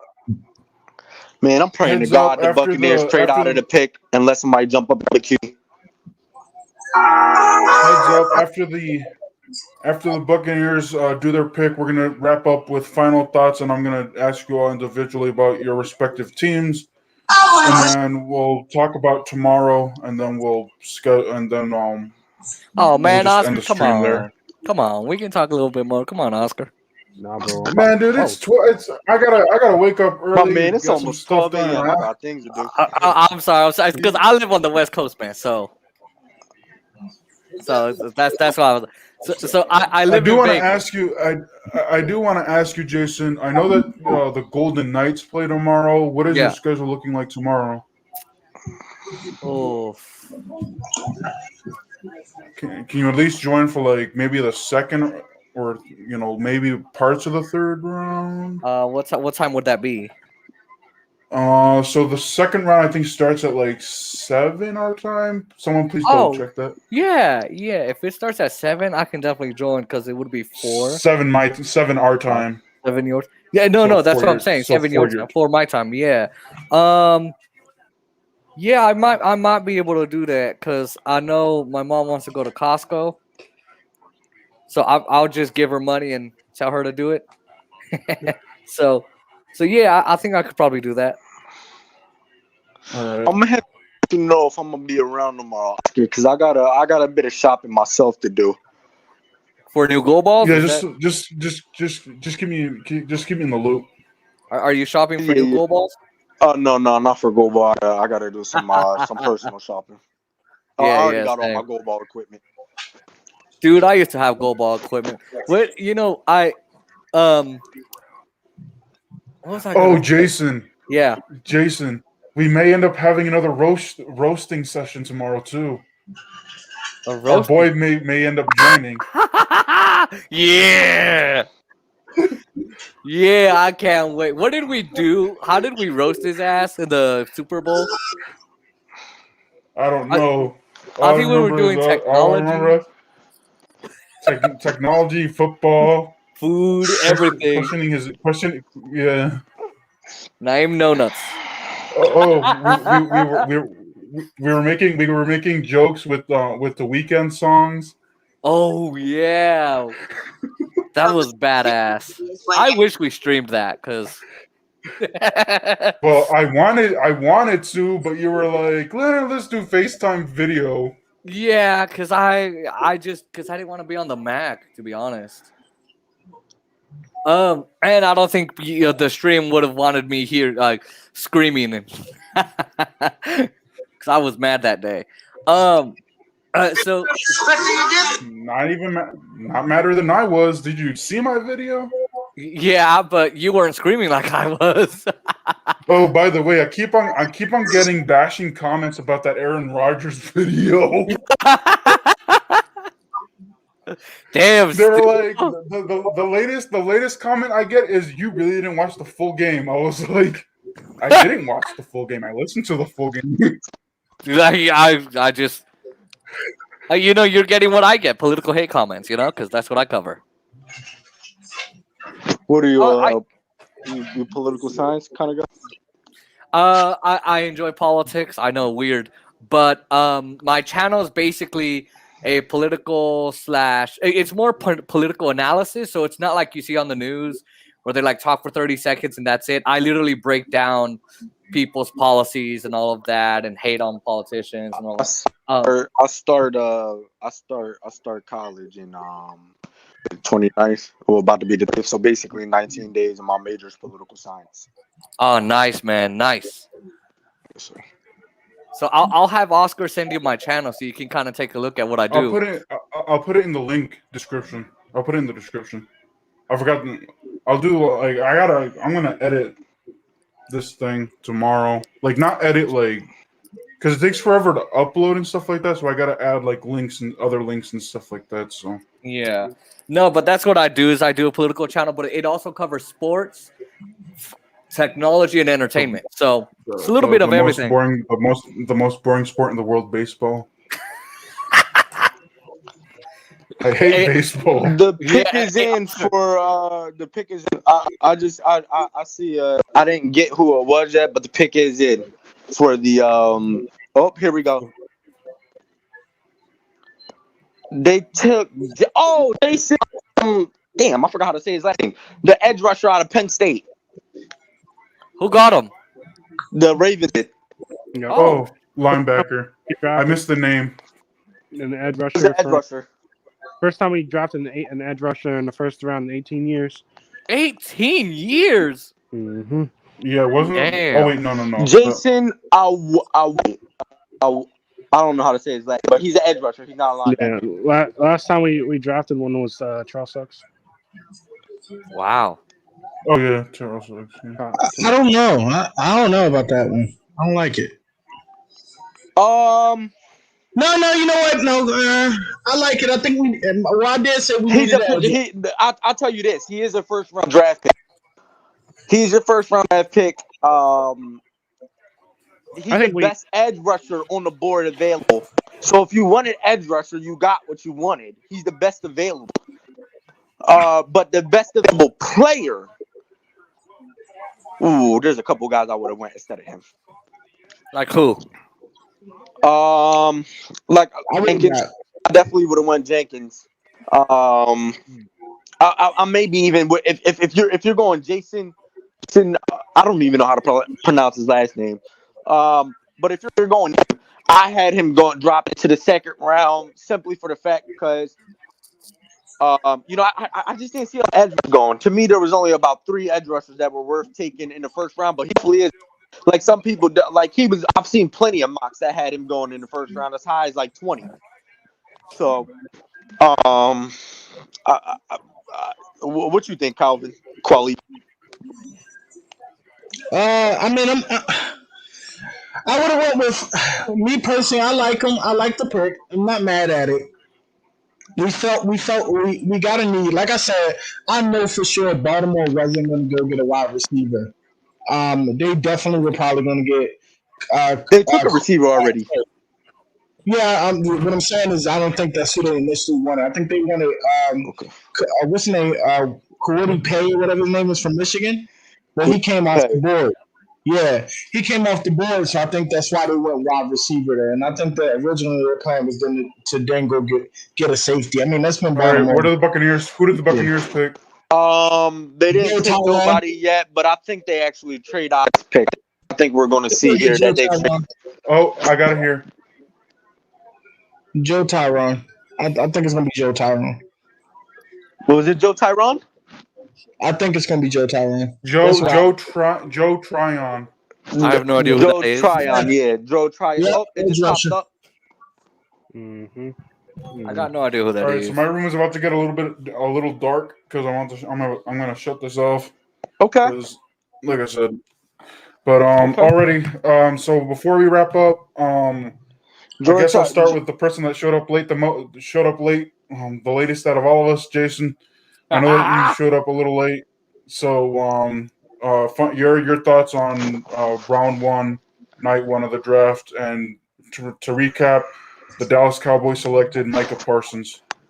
So I don't with know the 11th much about pick Michael since- Parsons at all. So, I'm gonna get some research on that. But I feel like, because he was the best player available, I'm happy that they went with that. And as you know, Oscar, and as Law Nation has reported, Skip Bayless has reported as well, the Cowboys are kind of silent, even before they even get to training camp, because they already know that there's talent left over. So I'm curious to see what they're gonna do. I would love them to. I wish they could. I think Richie Grant was picked, right? So No, he wasn't. He wasn't. No, He wasn't. no.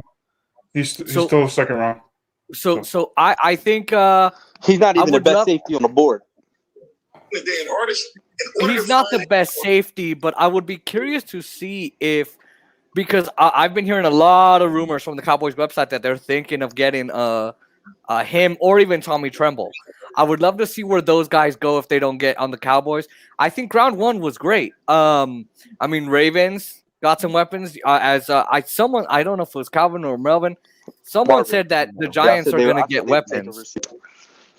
Someone says that they're going to get weapons or receivers, and that the Giants were going to get weapons. Yeah, that was me. Yeah. So I think on round 1, just to wrap up, pretty good night overall, and I was surprised at how much Melvin got right here. Marvin, bro. Marvin. Marvin. I'm sorry. I hate Voiceover calling says Melvin. your name Melvin. Voiceover is telling me your name is Melvin, bro. No, So it's Marvin. Voiceover says Marvin. well, maybe it's my Mac, but yeah, no, I thought it was a good good night, and Marvin, you got a lot of good picks. I appreciate that, bro. All right. Next up, Kelvin, your thoughts on the Ravens picks? I'm okay with him. I like the wide receiver pick more than I think a lot of fans are gonna like. I think a lot of fans are gonna hate it, but I like it. I think you put him with Marquise Brown, you put him with Duvernay, and all of those guys that are over there. And who we just picked up another one, Sammy Watkins. I think we picked up. So I think that it shows up. You have a dangerous wide receiving core. So Lamar has weapons. I think that the only thing that we're not going to address probably in the draft so soon is the offensive line has to be better. But other than that, I think we hit a lot of major concerns. I think we gotta rush. I think he's gonna become a beast. I mean, the Ravens are the best team. I think. Well, we built players like Terrell Suggs and shit like that. So I think that we can we'll get him and we'll make him an elite edge rusher. And I think that we will continue to have a dominant, nasty defense. And I think our offense should be stronger this year. All right, and colleague, your thoughts? Yeah. So along the lines with Marvin, sorry, with Calvin, with the idea that like Rashard, I think it's like Bazemore or something like that. Like he's a really good pick. I knew the Ravens were going to need to draft a wide receiver if they didn't trade back into the second round. So I thought that was a good move. Hopefully, it is the right pick, and he really shows up. I think a lot of people are still going to be looking for us to get Julio Jones. You don't get in the market for someone like Julio Jones and not want to get him. So it'd be interesting. But then I don't know. Then we might have too much depth, but we'll see there. Um, I do think we have a lot of we have a very young receiving core. So really, what it takes is for them to step up and and show themselves and show that. And I think this is Marquise Brown's second full year without injury, so that's going to be good. And we got Sammy Watkins, who's going to be good on some good games. Definitely down the stretch, I think he's going to be able to show up.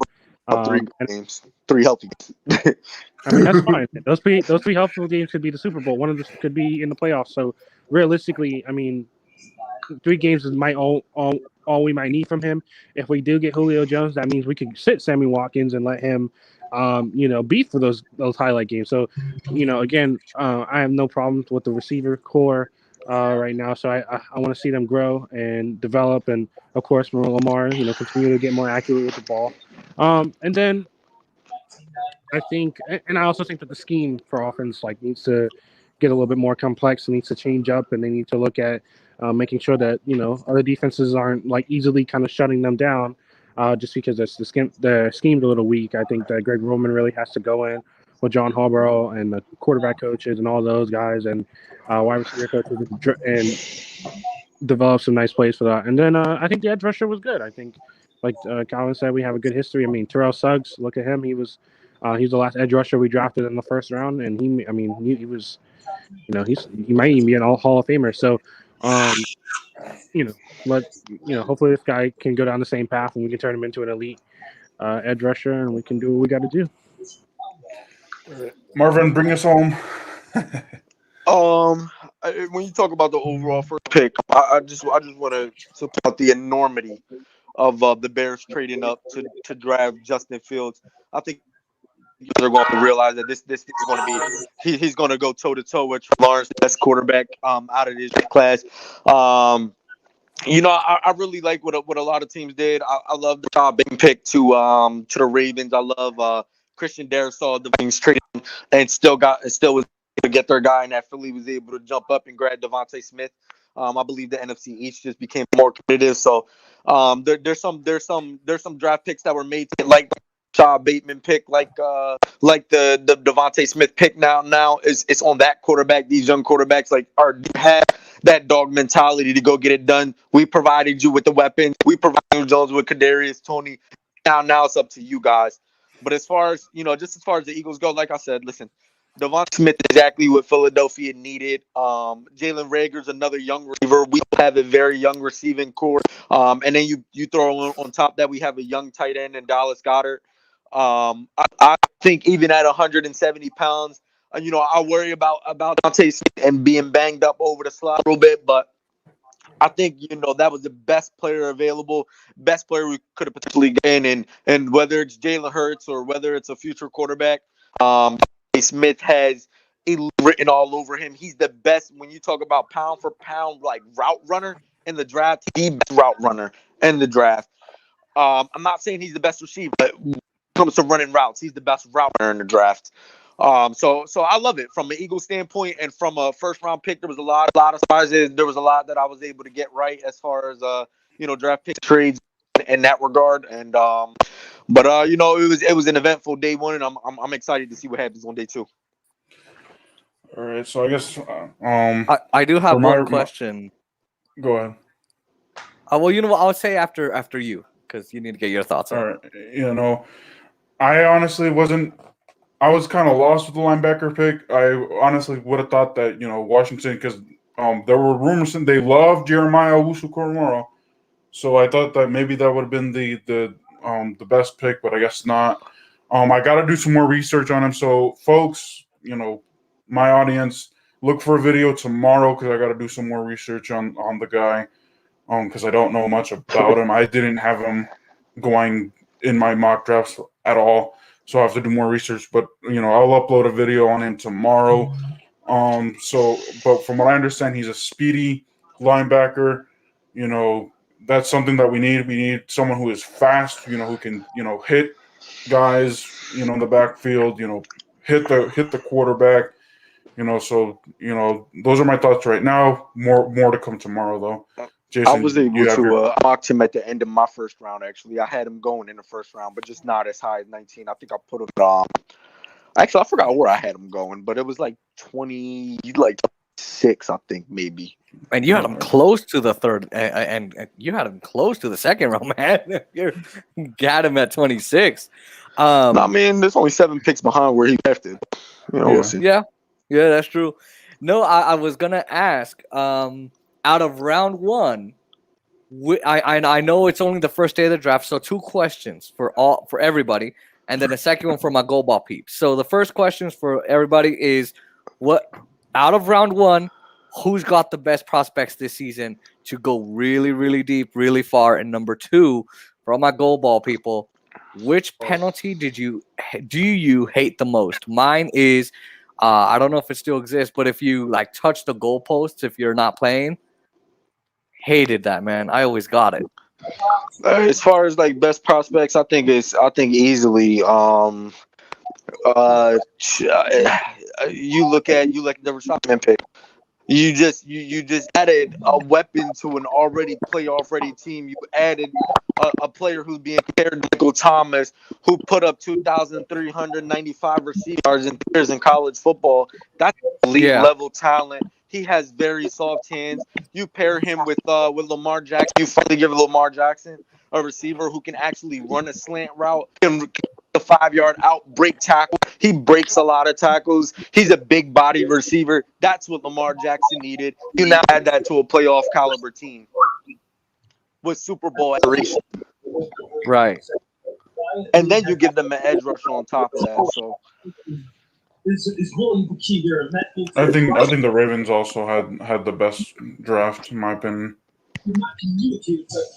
I wouldn't necessarily say the best draft, but when you talk about if their players can make an impact this season, if we're talking about best draft, I think that Justin Fields pick was elite. That was an elite pick right there. And for the second thing, for all the goal ball players, which penalty do you hate the most? And Kelvin get a chance to answer your first question. Oh, that's right. I'm sorry, Kelvin. All right, Kelvin.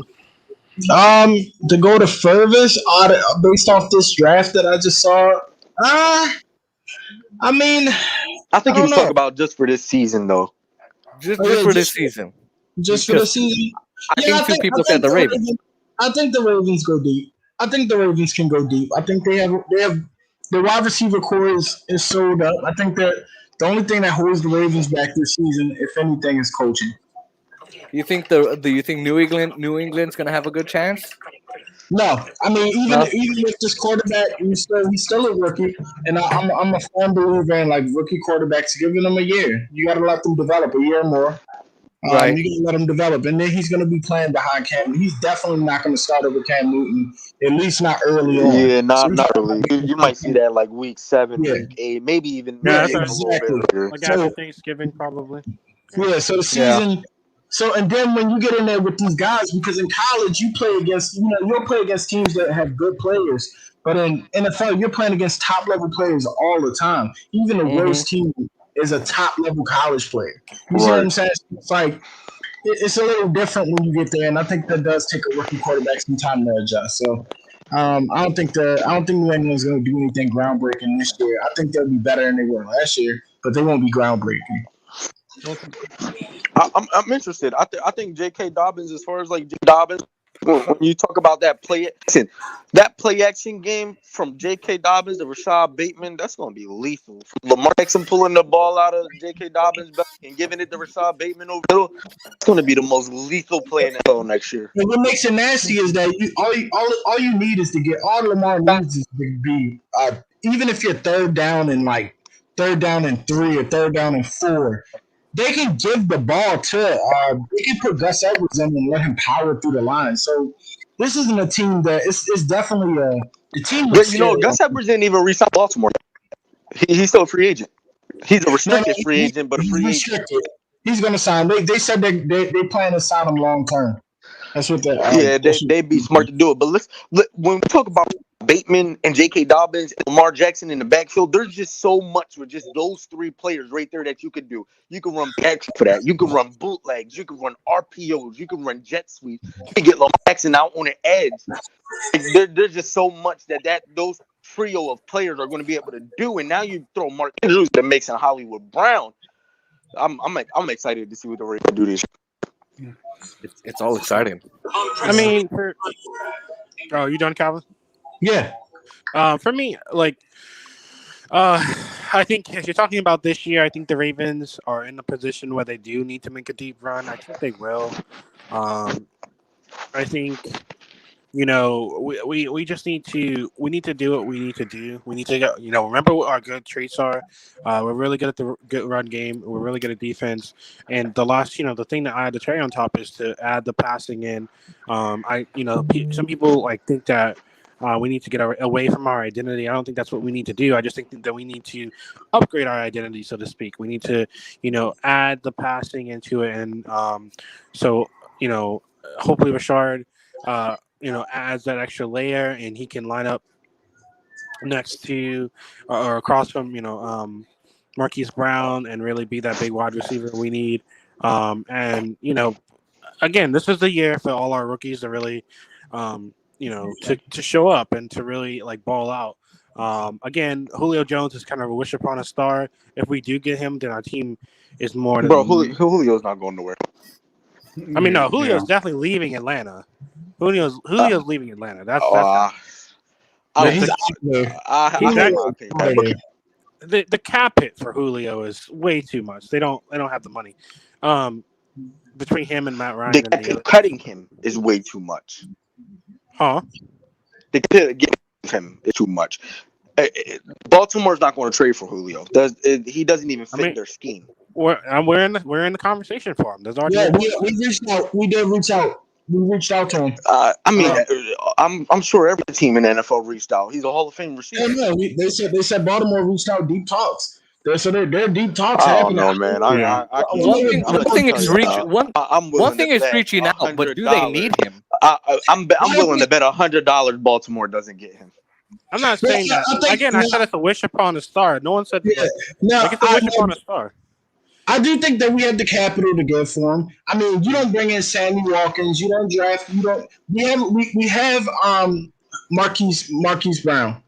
You don't draft another wide receiver. You don't pick up Sammy Watkins for nothing. You see what I'm saying? So, I think that there are a bunch of other receivers still in play, like Duvernay and all of those guys are still in play.